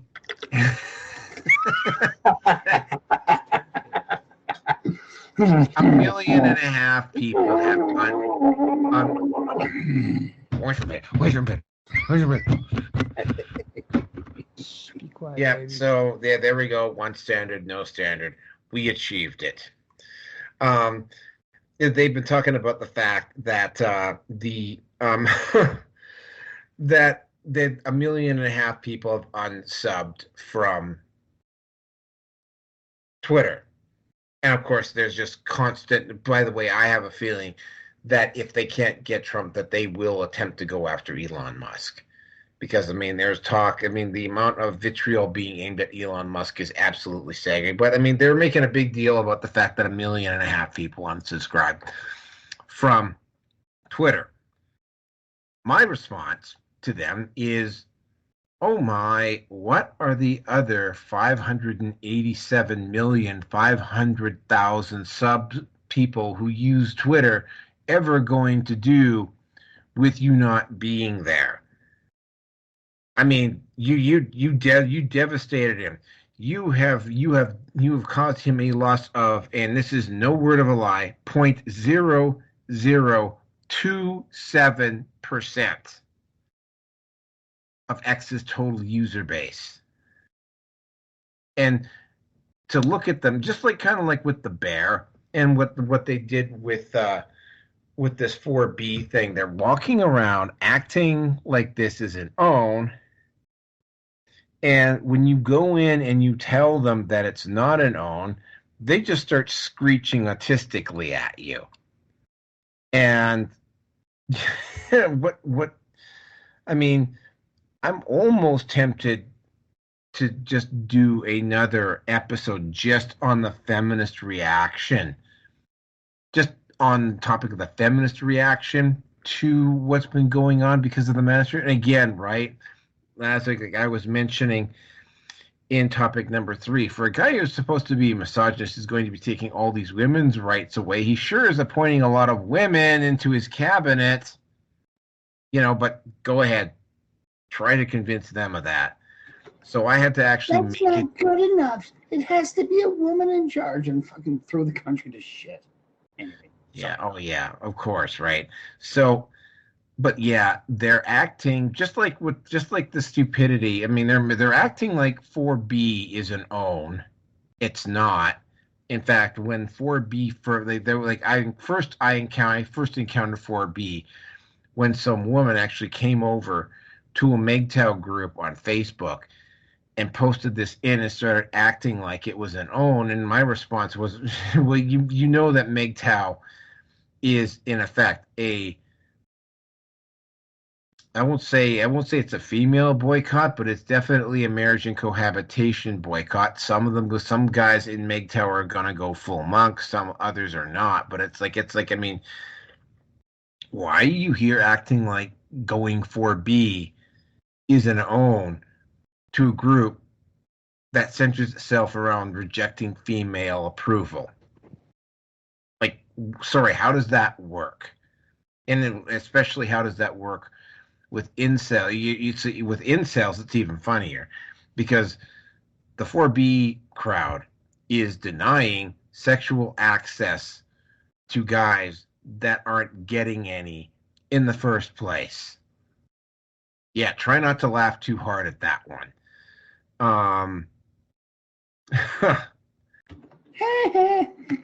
Oh my God. So yeah, they're acting like this is a huge, monumental, crippling blow to Elon. And when you pointed out to them that they're not, I mean, and it's becoming really obvious now that people have figured out that these leftists don't have the popular support that everybody thought they had, but they're still doing stuff like acting as though losing 1/4 of Elon Musk's total following on Twitter is going to be devastating to him. And you just basically saying stuff about Elon Musk in particular on Threads and probably Mastodon and Blue Sky that literally does not even hold up to a fact check. And when you do fact check them, whatever you do, don't fact check them. You just make them fucking mad if you fact check them. Like, they get really mad when you fact check them. And, you know, I've had to kind of, after a couple of days of that, I just kind of like had to go, no. Like, Threads is fucking cancer right now. I'm not going over there. I see so much stupid happening. A disproportionately large amount is being aimed at Elon Musk. That, you know, I'm just going to let these individuals involved just stay in their deluded state. Because, I mean, if they just want to go over there and stay in their deluded state, I mean, as long as, I mean, it's not really affecting my day-to-day life. Now, if I do, and this is something else that I have noticed that's happening on Threads, is that they are, and this is why I had to call DDJ and a couple of other guys in the manosphere, they are starting to beat the war drums with their army of soy boys and manginas and whatever to come on over to the manosphere and set us right. Try not to laugh, you guys, at that. They haven't worked up the nerve to do it yet. I suspect I'm so excited, I just can't hide it. Oh my God! When they do actually try to come over to the manosphere to do this, I mean, I'm not going to say it's going to be an actual physical massacre, but it is going to be a metaphorical bloodbath. I mean, it's going to be such a metaphorical bloodbath that even Korn, the god of murder in the Warhammer 40K realm, is going to actually start to scream, enough. No, I can't take this anymore. There's just too much blood. Metaphorically speaking, of course. Blood for the blood god. Blood for the blood god. Skull, yeah, there's going to be blood for the blood god from a metaphorical point of view. There's going to be blood for the blood god and skulls for the skull throne in a huge way, because, I mean, again, right, what it ultimately comes down to with the way... Is this like a bunch of chicks that are coming over to do this? No. What's going on over on Threads, and what I'm seeing over on Threads, and I've talked to some people, and they're doing this at Blue Sky and Mastodon. What they're trying to do is they're talking about actually coming over and trying to, quote unquote, police and set the guys in the manosphere up, set them right. Basically, they're going to try to bully and intimidate them into changing their ways. Is this going to be a bunch of women? Are we just going to overlook? Are we going to overlook Roger getting Randy over here? Yeah, I'm trying to. I just can't hook freaking Naroki tonight. He's a tough dog tonight, dude. I'm like. No, well, I've been dealing with this group of individuals now for over a decade. Okay? Mm-hmm. They literally, I won't say they have physically no balls, but it's like the only thing I'm really concerned about when they do this, and they're going to come, apparently, I think they're just going to come in a huge wave.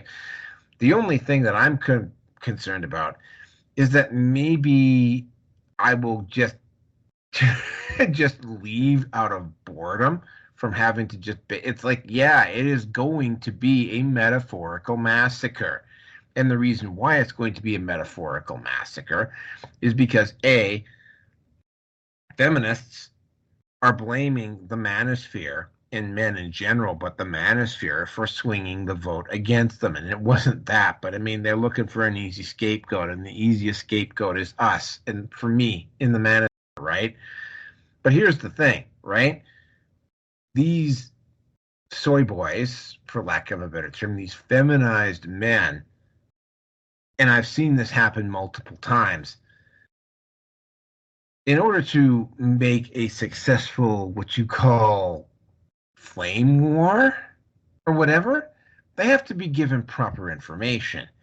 And all of the because feminists fought so hard back in the mid-2010s to try to control the narrative on the gender discussion, all of the information that is available on the manosphere, for the most part, if you go to a lot of mainstream sites, is faulty.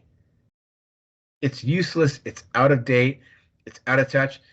Is complete and total ignorance and knowledge about how the manosphere actually works and what makes it tick, or even where you could potentially, I mean, I know because I'm involved in it, right?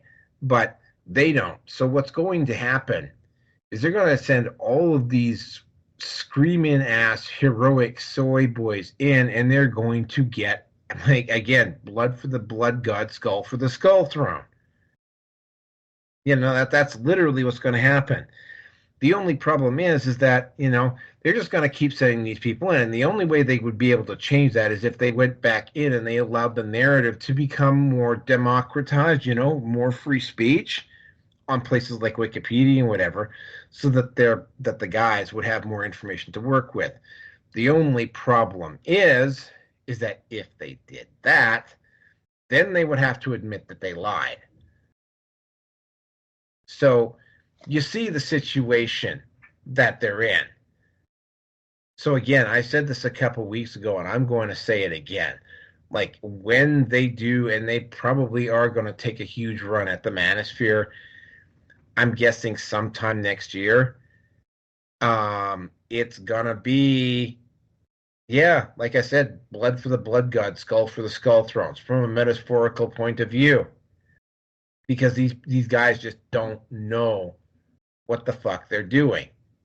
And I mean, the only thing I'm more concerned about is that I'm going to just get bored with it and walk away. Because, like, I mean, I've been dealing with these guys for over a decade now. I've seen very little original thinking out of them. And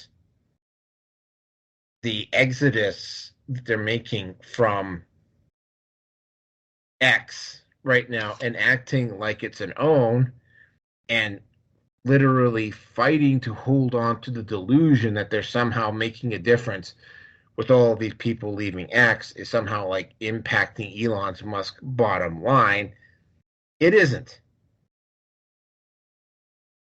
And yeah, I mean, I was expecting that at some point there that something like this was gonna potentially happen. But yeah, it's happening a whole lot sooner than I thought it was. And again, if I was Elon Musk, I'd make sure I have the top-notch protection around me. And with that, I'm going to turn it over. Who wants to go next? V or Roger? Go ahead, Roger. I'm listening to Metallica right now. Metalocalypse. My version of Blood for the Dead Gods. But the taxi wagon that would die according to the blood gods. I loved hearing that, dude. That was awesome shit. Naroki's kind of like flipping out and going into another dimension on this one. So I was actually listening to that, though. I mean, if you want to go, you can go. I think Naroki has said it all, really. I don't have much more to add. That was interesting just listening to him, wasn't it? But well, what do you want? I can't go over. What do you want me to say? I mean, this is my understanding of the situation. This is my experience with the situation. You did good. You did good. I mean, I'm not saying anything bad about it at all.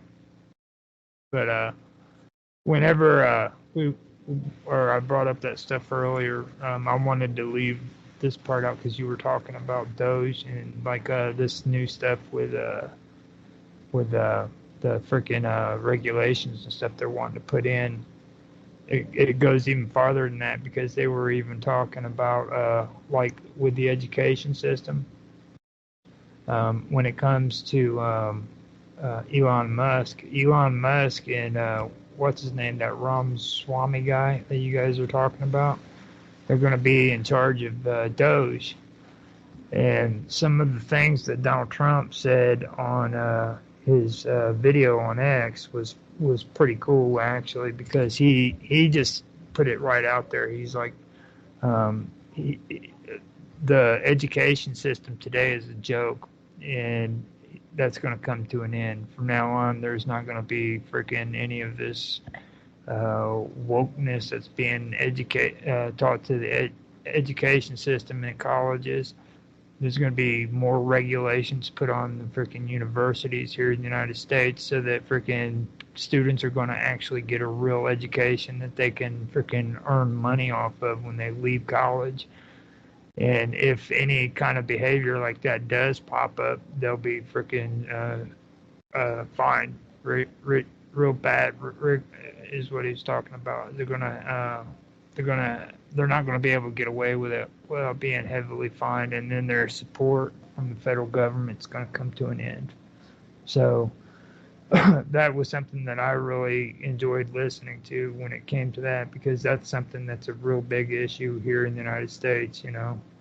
I think that freaking our kids are being dumbed down by a freaking education system that wants to teach socialist freaking values that just needs to go. You know what I mean?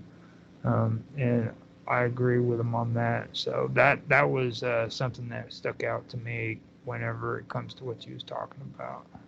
And I really was hoping that it was like going to be a bunch of chicks coming over there and starting shit with you, because that would have been so cool seeing titties just fly everywhere.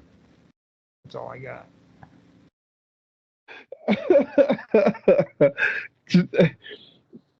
I would like to live in your head for a day. You don't want to do that, dude. you don't want to do that. You have like rainbows, unicorns, and naked boobs just flopping and like lube and oil and just mixed in with freaking Reardon. Reardon and the gag. I'm sorry, I gotta shut up. It's your turn. No. I'm good on this one. I can't add to this. So I guess Richard, you can go next. I was reminded of, again, something from Telegram. How big is 7? Or how important is 7? And it's a Doctor Who scene of 3 of the last good, well, I use that term very loosely, the last male doctor before the disaster called Jodie Whittaker. And he said, well, it's all about context. 7 dwarves, not a big deal. 7 failed audits, that's a big deal. Reference to the Pentagon. So, 7 consecutive failed audits. And this is what I had said to Naroki when we were first talking about this last week, or whatever it was, when we were talking about this before. On the surface, 1.5 million people leaving. Yeah, that would normally be something that would be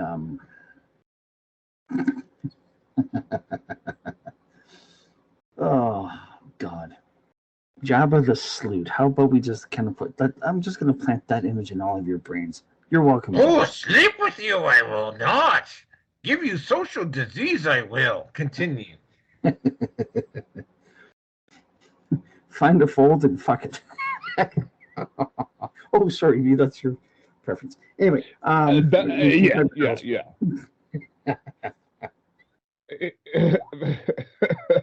Don't take my technique, damn it. You and your butter balls. And she's probably got enough butter for your balls, but we'll leave that one alone too. Oh, anyway, butterly delicious. Oh yeah. Yeah. Fat chicks and mopeds. They're great to ride until your friends catch you. Anyway. Yeah, I stopped caring after a while. Like, yeah, all right, whatever.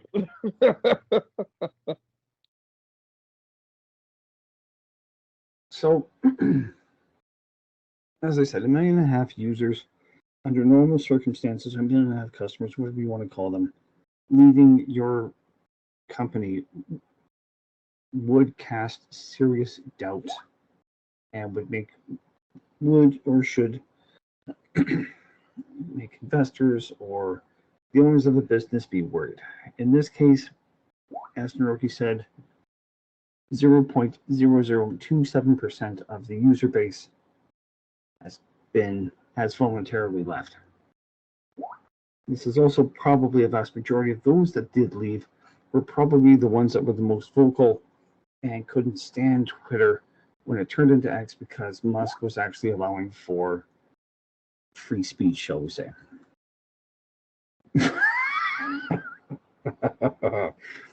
That's a lot of powder. Anyway, so, I mean, really, in the end, these are people that you wouldn't want for customers, and when they're gone, it's a case of thank God they're gone. Now, we've already talked about this before at enough length, and Mastodon seems to be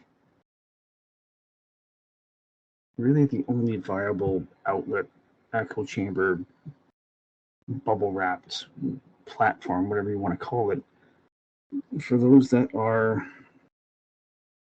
Aaron Cleary had put it well enough. I've listened to some today. I cannot quite articulate it, but it's basically these are the people that want to do as little as possible and to earn an income from it. Not necessarily the gender war, but at this point, I mean, really, it's 6 of one to half a dozen of another, or so I think. I could be wrong. I know that I've got 2 accounts on Twitter, X, whatever, but I haven't been on. I created my first one originally, and that was back in 2010, I think. I never got into the whole Twitter lingo. I mean, that's a lot of fucking work. It really is. And I am too damn fucking lazy to even think about getting up to speed on it. Telegram's enough for me. And as I said, I've got the one current issue on Crackbook right now, and I'm going to actually enjoy being a dick. I really am. So, but, fuck, whatever. And it's not like Elon cannot hire the most elite retired Navy SEALs, for example, as his security detachment. If push comes to shove. I mean, really. And, I mean, you know, if armed guards were okay for Alyssa Milano, I'd say the precedent has been set that if Elon needs to have armed security,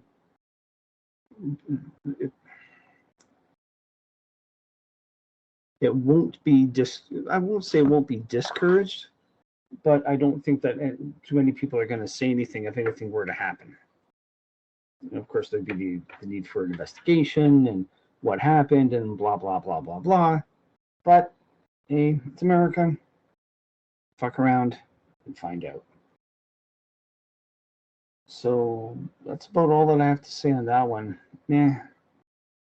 Social media for these feminized, deranged people that really should have heard more "I love you" from Dad, and Dad wasn't around because Mom was probably fucking around, or she just took his shit and left. I don't know. Yay for single parenthood. And I got nothing more to say.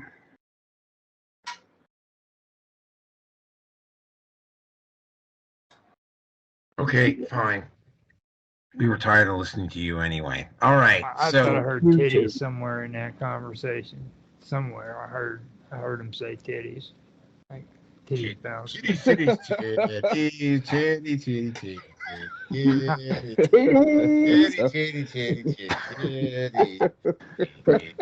Titty. Okay, there we go. Just as long as the titties aren't down by the navel. Just saying. That's what I'm gonna have to say. I mean, if it's gonna be a bunch of simps showing up, I ain't even gonna fucking show up. It better be some hot chicks showing up in there, freaking got titties bouncing and shit when they're getting their ass whooped by all these guys in the manosphere, you know. Oh my God! You'll know the ones to avoid because they have no fucking hair. Well, I Oh, mean, God. here's the thing, right? I mean, I've seen. I mean, there are going to be some exceptions. There are going to be guys with martial arts backgrounds or guys who are ex-military or whatever who are like fully indoctrinated and have feminist fucking girlfriends or whatever, or were leftists before they even joined. There are going to be guys like that. There are going to be some fairly intelligent ones in there. There's also going to be some true believers in there that are just going to keep fighting no matter what. The ultimate, I'm going to have to say 99.9% of the people that are going to be part of this big, huge feminist mob that was probably going to take a run at the manosphere in the next few months, they're going to be the soy boys, the male feminists, the manginas, you know, the ones that are doing it on the off chance that they can get some titties. The sneaky bastards. Yeah, like the ones that Sargon Akkad says, beware the male feminist. And I mean, it's like, you know, I mean, I was just gonna be straight up. I mean, the guys that do this just for female approval and are like literally too lazy or too stupid to actually go check facts. I mean, I hate to say this about them, but I have nothing but disgust and disdain for them, right? If they're going to try to mob me and attack me and try to get all my sites taken down or whatever and just come in and yell and scream at me, I'm not going to show them any. I'm like, I mean, you know, you don't necessarily have to deal with the women that way, because if you try giving backhands to women, you're going to have a bunch of white knights jumping in. But I mean, you know, if there's going to be a bunch of male feminists coming in here just to be heroic and brave, you know, no mercy will be shown, right? And I mean, they've done this to themselves, right? They wanted to control the narrative. They controlled the narrative.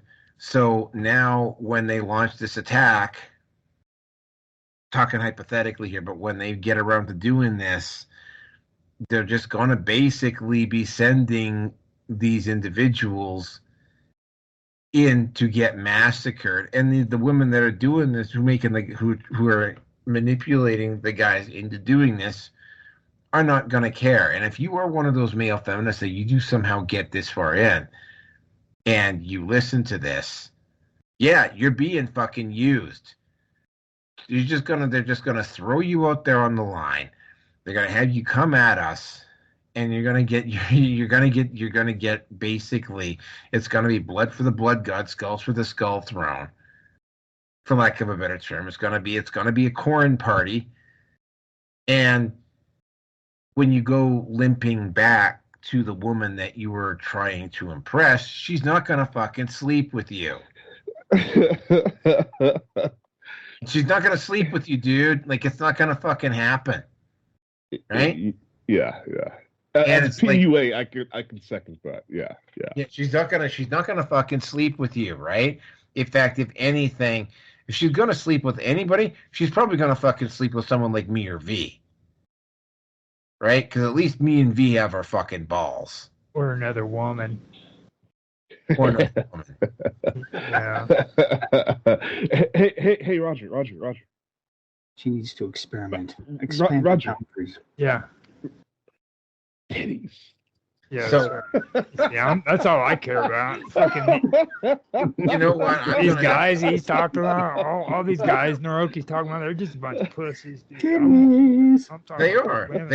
man. They are. I hate saying that, but they are, man. So anyway, let's move on to the next topic here. Tits.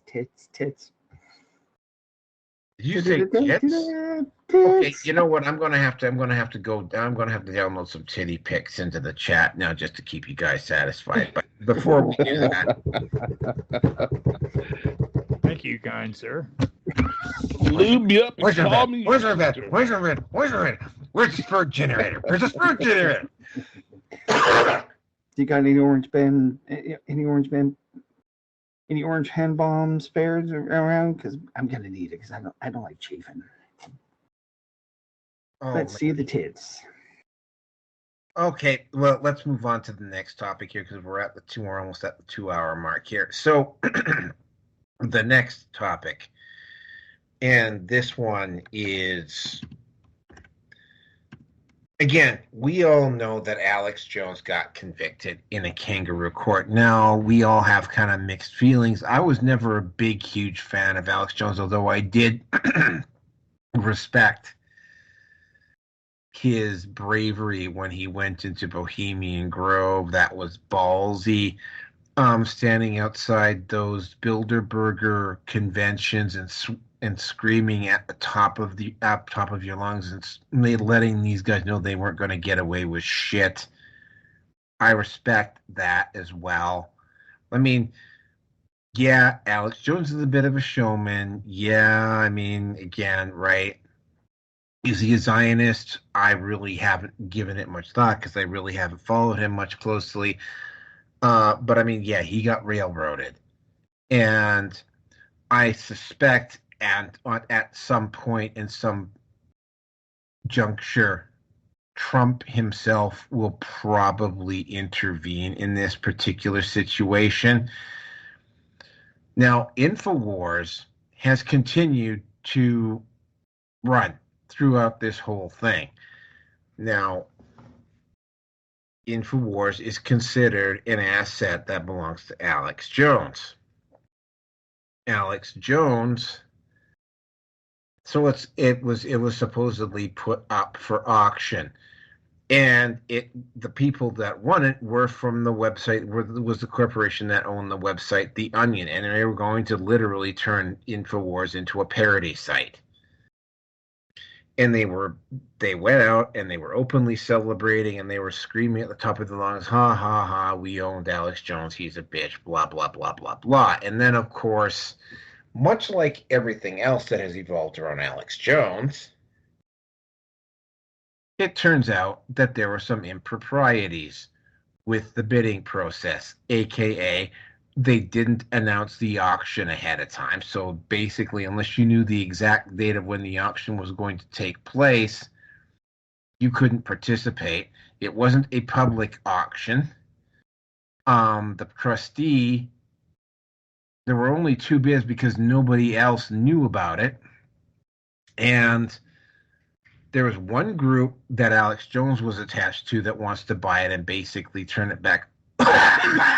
Sorry. That just came out of nowhere. Hold on a second.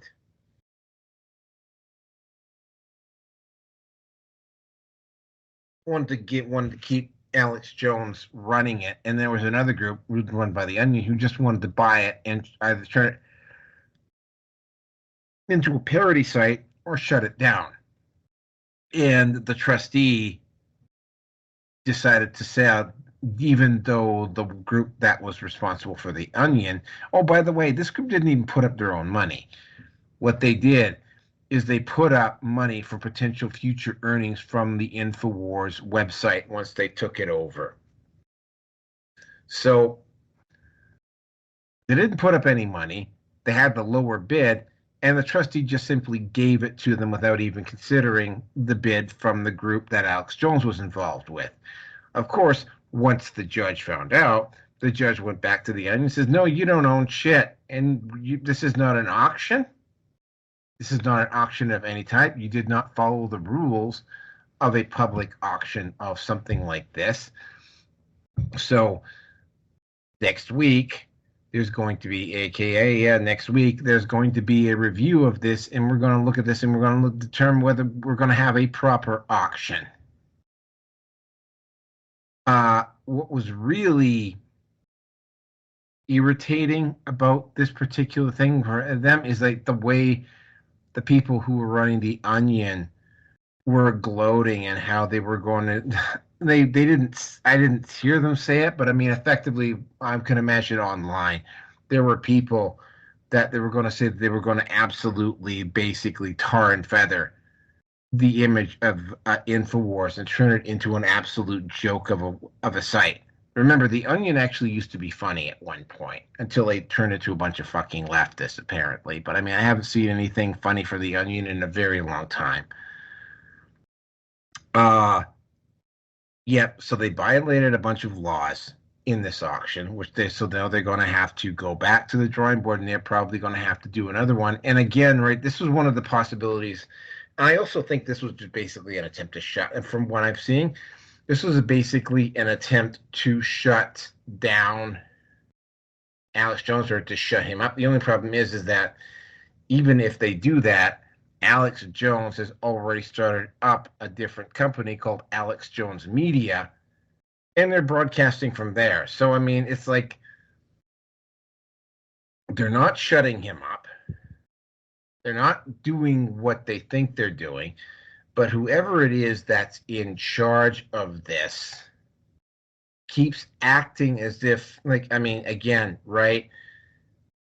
This looks like a railroading. This looks like a kangaroo court decision. And I mean, I'm having to imagine at some point, Trump himself may have to intervene in this particular situation because they're trying very, very, very hard to get Alex Jones off the air, and it's not working, but they're still trying anyway. Now, and with that, I'm going to Roger, you can go next. Yeah, I was going through this, and it's actually kind of interesting because, like, freaking, I didn't catch on to this one until I seen it on here. But whenever they did do the bidding and everything, the judge in Texas straight up said that freaking the hearings that was done in the first place was something that they shouldn't be proud of, basically. And I started reading on to it and started going through, the same stuff about Infowars and or not Infowars, but Sandy Hook and all that stuff.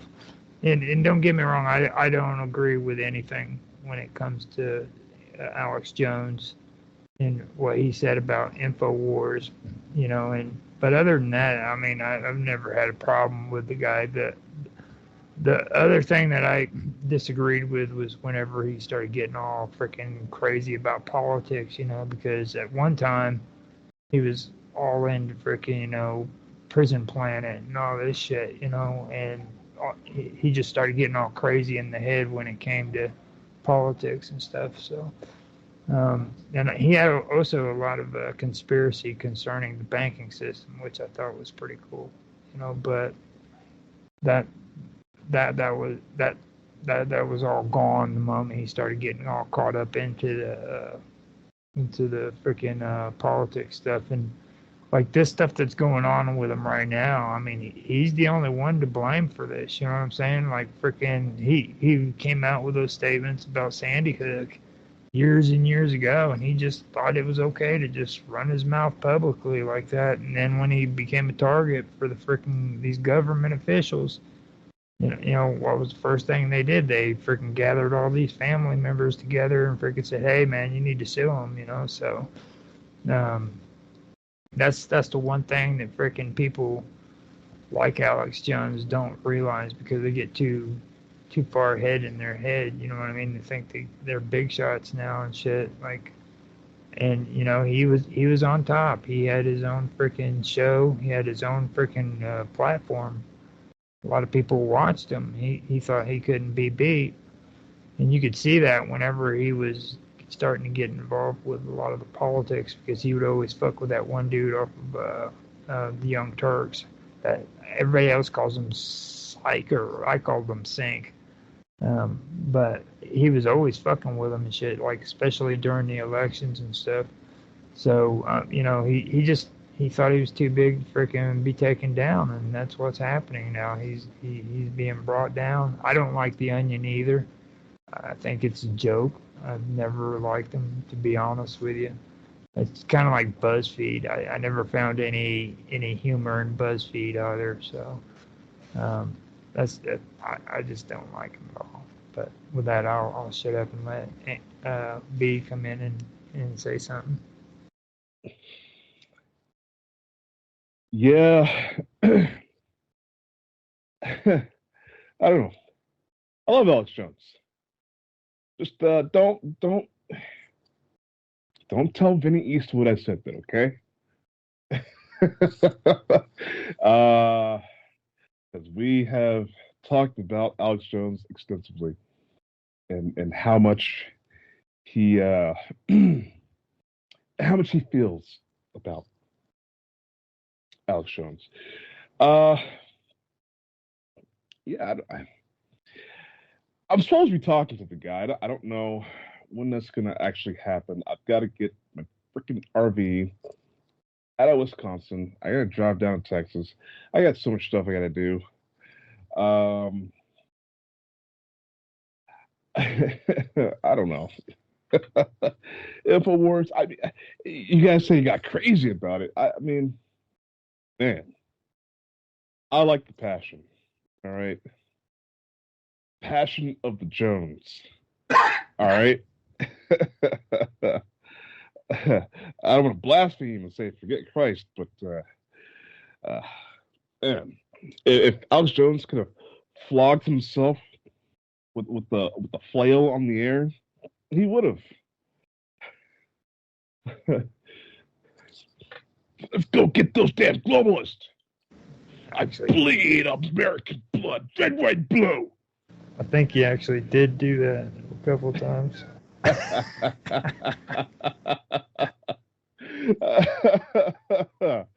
Yeah, I mean, well, I really hope he's very successful in what he's doing, because I'm going to add his success to my success and others like him.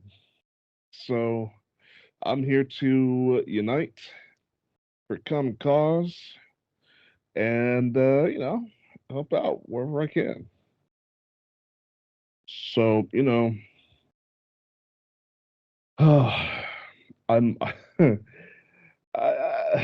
I'm a connector. It's what I do. It's just I put things together. I'm a trust me, I'm a much better destroyer. But it's like what they say. Solve et coagula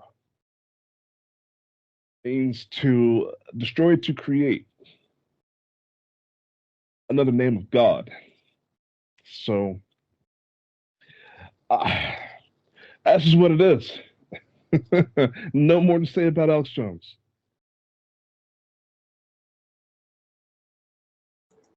And on that note, all right.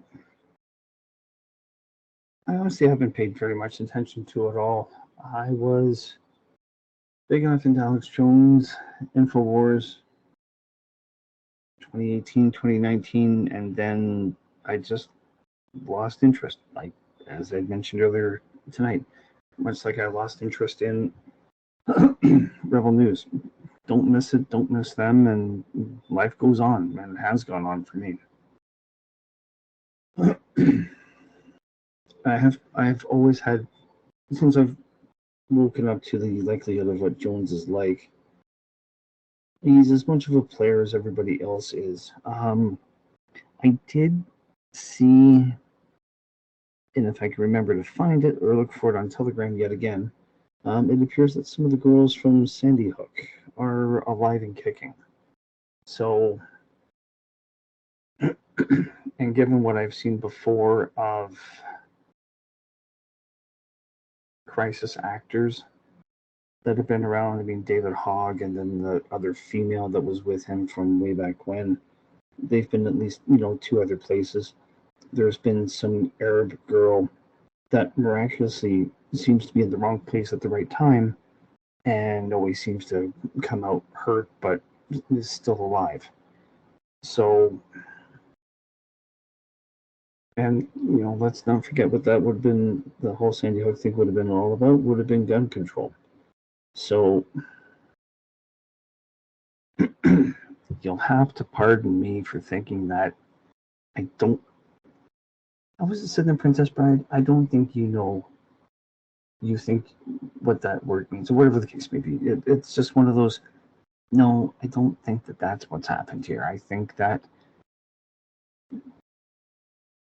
the next 4 years, I think, are going to be very interesting in terms of things are being apocalyptic, but the apocalypse, the basis of the word, where it comes from, is the lifting of the veil. So, shall we say, the wool's been pulled over a lot of people's eyes. I can't say that I'm one of them, that it's not on anymore, but it's certainly not off. I consider myself to be more of being part of the waking up group. I won't go as far as to say that I'm awake to what's going on. And I've had questions about Jones to begin with, but I mean, there's been plenty of opportunity for him to be shot and killed or threatened or whatever the case may be. I mean, Naroki and I have talked about this, where things seem to have just kind of hit a tipping point with the likes of George Norrie, and he's changed his tune. Or William Cooper, and apparently he went down swinging and he got taken out. And I believe his wife and son, or child, or baby, or whatever, were murdered. So I remember Jones once had said that, I've been offered so much money and I turned them all down. I've been offered more women than I could shake your dick at, and having so many titties to have fun with, and he's apparently all turned it down.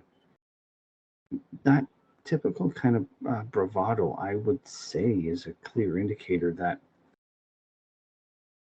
I don't know. To me, I think he was honestly full of a lot of shit. I really do.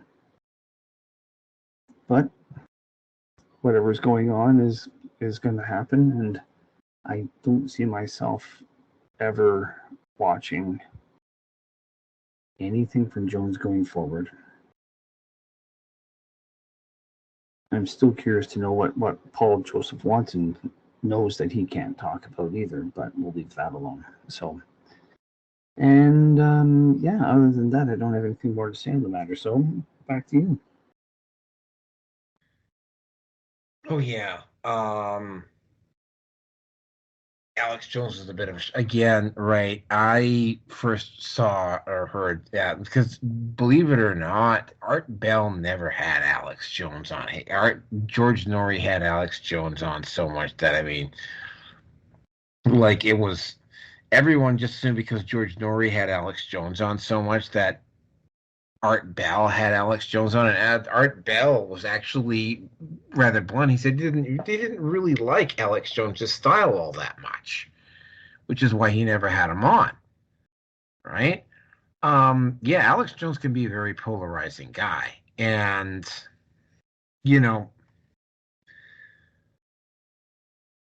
while you're not responsible for people who listen to your content, and I mean, again, right, they didn't act, I don't think, even during the trial, I don't think they actually, like, in order for the First Amendment to be violated, Alex Jones would have to have engaged in a direct call to action. And he didn't, as far as I can tell, he didn't do that. So, yeah, this is, I mean, regardless of what your personal feelings are about Alex Jones, I mean, this is a railroading. And I mean, at some point, I'm having to imagine, I mean, Trump might not get around to it immediately, but Trump will probably have to intervene at some point. Just speculation on my part, because regardless of your opinion of Alex Jones, this is a serious grave injustice that's what's happening here. And of course, they're not even coming close to shutting him up. And of course, there's also Alex Jones Media now. So I mean, the show continues to broadcast. But with that, let's get into the last topic of the night, which is, oh my God! And if you thought that Brie Larson was bad, and before that there was Jennifer Lawrence, and before that, I mean. Yes, Steve, you'll get your boobs. Just wait a second here. Let me finish what I'm going to say, and then I'll go out and I'll post up some titty pics for everybody so that we can hold up to our no standards rule. We promised. Anyway. So the yeah, I was doing it. Then you stopped talking, so I'm going to blame you for that. Will the milkman don't. deliver? By the way, don't look for the titty pics in the video feed because I won't have them. You have to. It's just for the chat here, just so you know, man. Because I don't want to have to start posting up my stuff exclusively at Pornhub. Anyway, so this next one, Rachel Zegler. I mean, Brie Larson was bad enough. You know, Brie Larson, though, when you looked at Brie Larson as a person and her background and where she was raised, you kind of understood that Brie Larson had just been simply going along and playing the role that was expected of her. That was basically all she had been doing. And she really hadn't done anything of her own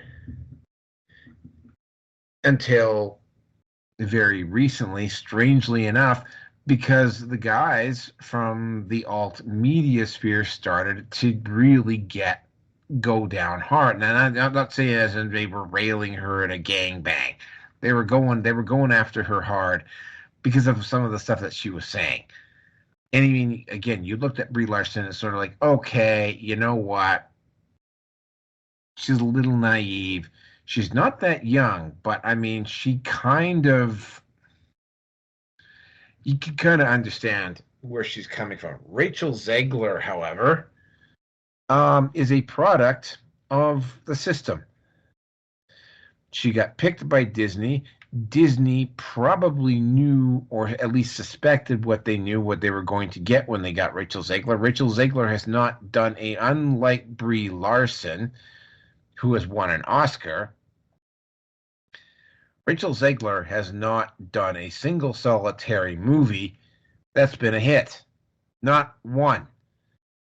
In fact, every movie she's been in, I mean, has either broken even or, pardon me for a second,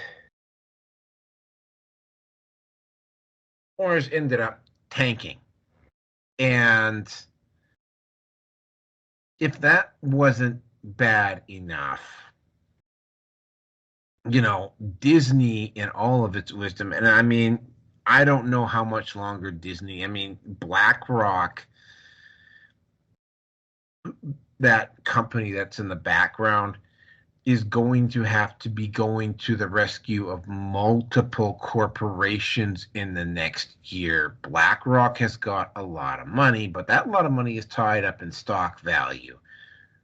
Like, BlackRock does not have an endless pool of money to be going around saving company after company after company. Basically, you know, like, BlackRock is going to hit the wall in terms of companies that it can keep bailing out. Of the companies that have wasted probably the most money, most of BlackRock's money, is Disney. Now, again, right, depending upon how dedicated BlackRock is to pushing this DEI message and how whatever, because they've said officially that they're backing away from it, but again, right, for all we can tell, what's gone on is they basically have made a bunch of shell companies and whatever, and just have redistributed the stocks to companies that are still owned by BlackRock. So basically what they've done is they built up shell corporations. Disney brought on Rachel Zegler. And I mean, a lot of this stuff, he started out even before Zegler got hired on to be Snow White, or in the case of Rachel Zegler, Snow Brown, in the movie West Side Story, where the makers of that movie, even though there were Spanish language lines in the movie, decided that they weren't going to put subtitles on the bottom for the Spanish language parts. And that movie did not do particularly well because they chose to insult their fans. Rachel Zegler made a couple of like airheaded statements about it, but it wasn't anything incriminating. Then she got hired on for Snow White. And that's when things really got bad. That's when you got to see the full Rachel Zegler person and persona come out, and you get to wax poetic about Brie Larson because Brie Larson makes Rachel Zegler look absolutely like, I mean, if I had to choose between Brie Larson and Rachel Zegler, I mean, Brie Larson would win in a heartbeat. Among the things that Rachel Zegler has done is that she has insulted her audience. She has insulted people's political positions. This is the previous one before she went on her stupid little Trump rant. She posted up on Twitter about supporting Gaza. Never mind the fact that her co-star in the movie, the Wicked Witch, is, God damn it, man, I can't. The woman who played Wonder Woman in the movies recently, Gal Gadot. Yeah. Gal Gadot is not only Jewish, but she's Jewish from Israel, and she served in the armed forces in Israel. Yeah. I've talked to some of the people who've worked in the armed forces in Israel. Yeah, you get like almost everybody who serves in the armed forces in Israel.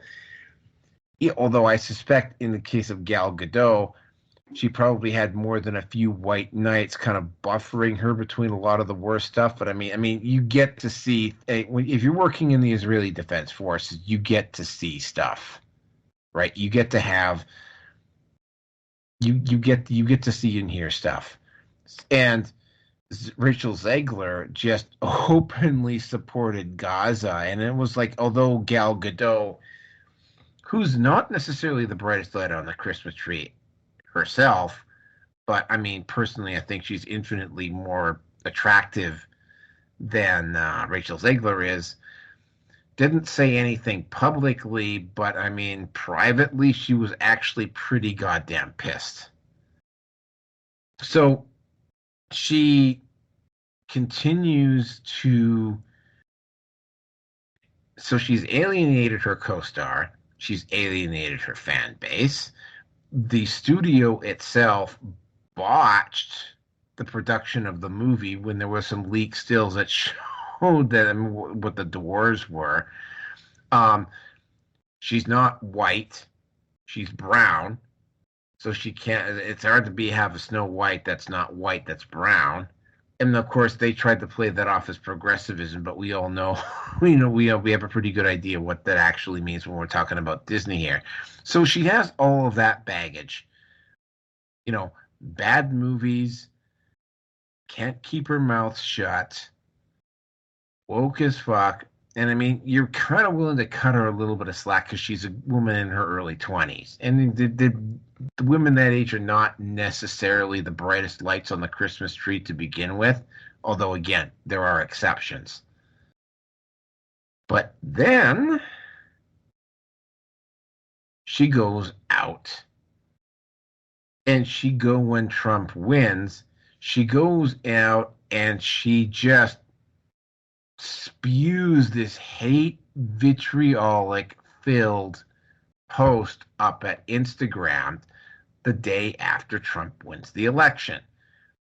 And the part that really stood out is the part at the end where she says, I hope none of you Trump voters have a moment's peace over the next few years.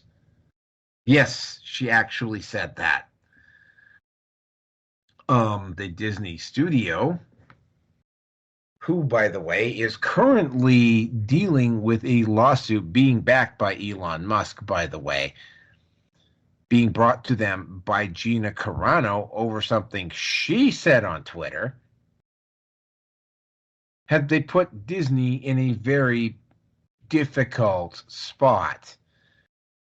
And from the understand, I mean, again, right, because she's not only potentially tanking the movie, but if Disney doesn't do anything about her after firing Rachel Zegler from The Mandalorian for something even less significant than what Rachel Zegler did, that would damage their case. So Disney had to act. So they went to Rachel Zegler, and I think they probably forced Rachel Zegler to apologize. And again, some of the speculation that I saw after the fact is it's sort of like, well, I mean, for one, I cannot in good, and I'm a movie guy. I will go to just about anything, right? But I cannot, in good conscience, go see Snow White when it's in the theaters. I cannot even potentially even make myself go buy a DVD of Snow White when it comes out on DVD. I will have to wait until a used version comes up, when it shows up in the secondhand stores, before I will buy a copy of Snow White or watch it. Because I'm not going to download it either. And she just cannot help herself, even for a woman in her early 20s. You know, like, what? You just want some sloppy seconds on that. Yep. Gal Gadot, yeah. Rachel Zegler, no. I'd take her.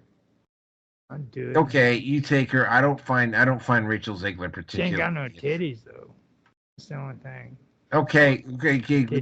I will, as soon as I finish my rant, I will go post up some titty pics so you guys can be happy. I thought you were going to do that already. And shit, dude, what's wrong with you? You said that like a half an hour ago. Nothing, dude. Okay, nothing. so anyway, so she's insulted her audience, and I mean, again, I cannot go and see this movie. And I mean, they poured so much money into this movie, into this production. Now, a lot of it thanks to the damage that she's done, that they have to release it, even if it tanks, because they need to get some type of a return on their investment, even if it's just, say, $100 million or something like that, right? But I mean, yeah. Yeah, again, like if you thought Brie Larson was bad, like this is taking it to a whole new level. And Roger, I will let you go next. Yeah, I'm pretty much. I mean, for me, I'm just like, I'm all about the titties. Like everything she says, I really don't listen to because she ain't got nothing like on her chest. You know what I'm saying? So when I hear a person who's a woman who looks like a little boy, I just don't hear nothing. You know, so it's not what's on her mind, it's what's on her chest. That's right. Yeah. Because, like, freaking, I mean, first of all, if you want to talk like a woman, you need to look like a woman. There's too many of these quote-unquote young girls running around trying to look like a freaking 15-year-old boy. And that needs to stop. You know, and I immediately. Really, yeah, I know. It's ridiculous. Women need to look like women. And I just like, until freaking you start talking about this Ziegler chick, I mean, I didn't even know who she was, to be honest with you. I mean, I took a look at her picture and she does look hot. Don't get me wrong, but she's skinny, dude.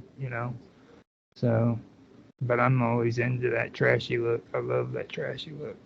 Just give me that that OnlyFans trashy girl look. Trashy and big titties. That's right. So with that, I'm gonna hand it over to V. I don't know. Should I take it? Is there anything on it? Do we need to wipe it off? You be careful when you're touching that stuff because it's nasty. I'm the third guy in line here. Yeah, I don't know. I don't. I will say this. I will say this. If you ain't got the junk in your trunk, you don't need to be carrying nothing nowhere.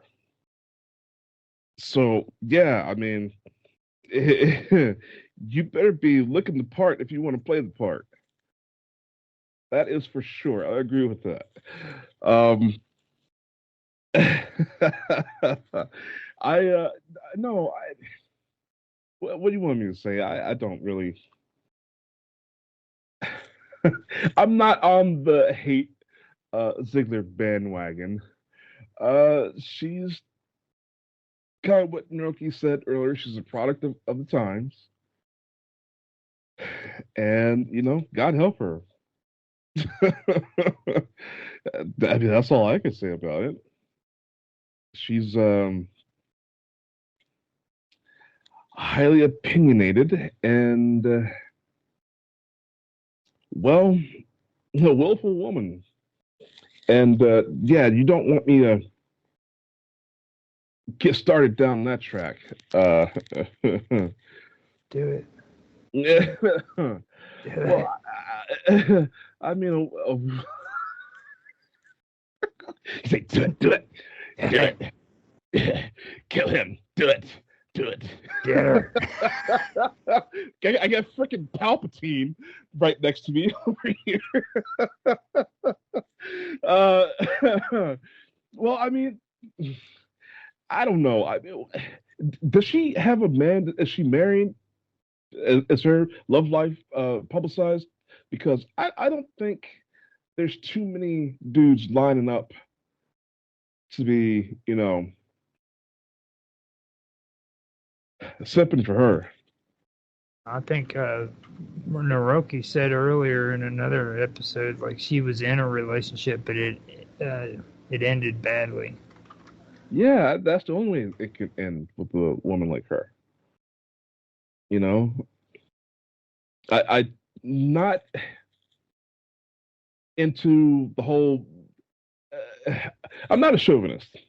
However, I do believe modesty is a safe and best practice, not just for a woman, for everyone, whenever possible. So I mean, just someone just running off at the mouth, young, inexperienced. I mean, you got to come forward with some real wisdom. Being a person of her status, a very young Latino woman, you're gonna bring something to the table. Bring something to the table. Instead of getting supporters and getting some of that some of that well, what is it when a woman does it? I'll just say machismo anyways. When you get that swagger about you and people are digging you, you got something. But when you open your mouth and everybody just looks at you out of the corner of their eyes and exhales, yeah, you might want to reassess your game, gain a little bit more knowledge, and change your approach. You know. So I don't know. I'm just glad Disney finally checked her, because you gotta check them. You got these women in your staple. You gotta check them. Okay. So yeah, I mean, before I get myself in further trouble here, I know certain people listen to this and they're gonna be like, "V," but I'm no stranger to that. And with that, I will pass it on to my latex-clad friend. Get her done. Oh, I definitely have to sterilize it now. Shit. Right in the rear. Rachel Zegler, Brie Larson, and whoever else was before her. As Naroki had already pointed out, when talk of a new Star Wars movie was a buzz earlier this year, she had spoken. I was like, well, my initials is the is the model of a starship in Star Wars. And I think that would be kind of cool for me to be in. And I looked it up, and it kind of goes with her mouth. It doesn't seem to stop, and it flies off the fucking handle at light speed. Was the A-wing, and I said, "Oh, hell no, that's the RZ-1 A-wing. No, no, no, no, no, no, no, ain't gonna fucking happen." Aside from all of the rhetoric news that's come out of Star Wars as of late, nothing's happening on that front now either. So I'm really not all that worried. And much like with Cheese Larson, you just get tired of hearing about Rachel every time she opens her goddamn fucking mouth. It's going to be something that's going to be catching media. So I think in this case, they actually have hit a point. Ooh, nice. Nice.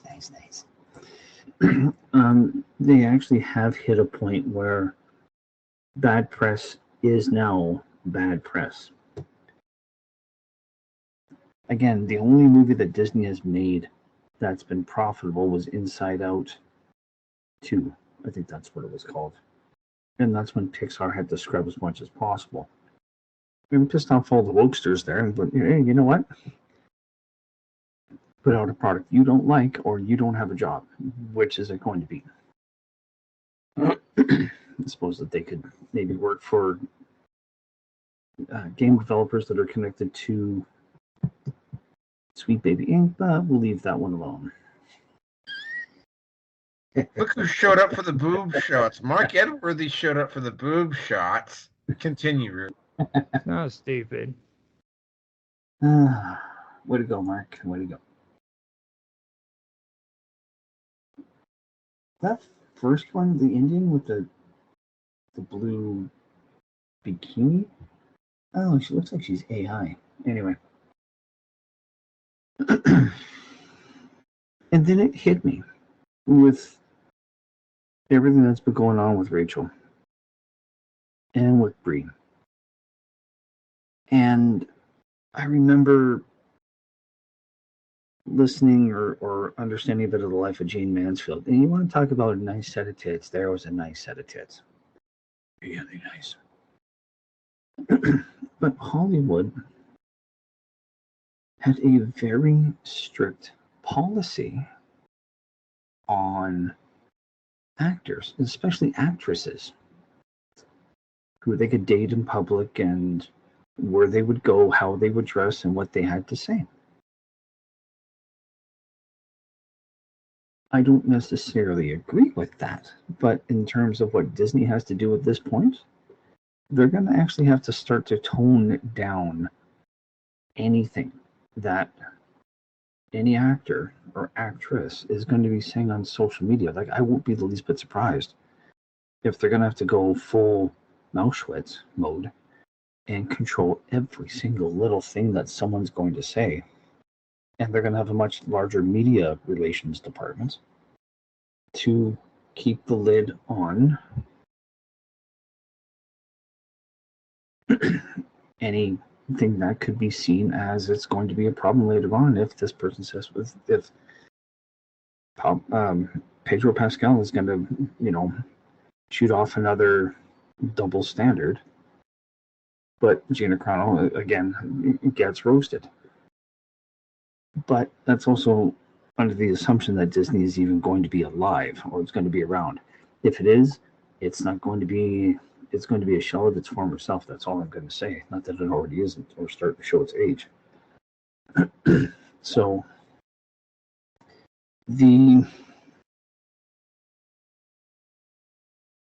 all this woman had to do was just to keep her fucking mouth shut.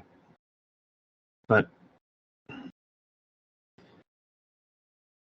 give a person enough alcohol, you'll see how they really are. You give someone like Rachel Zegler, or any of us for that matter, I'm sure we'd fall from grace.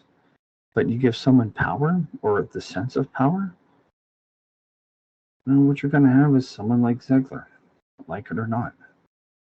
So,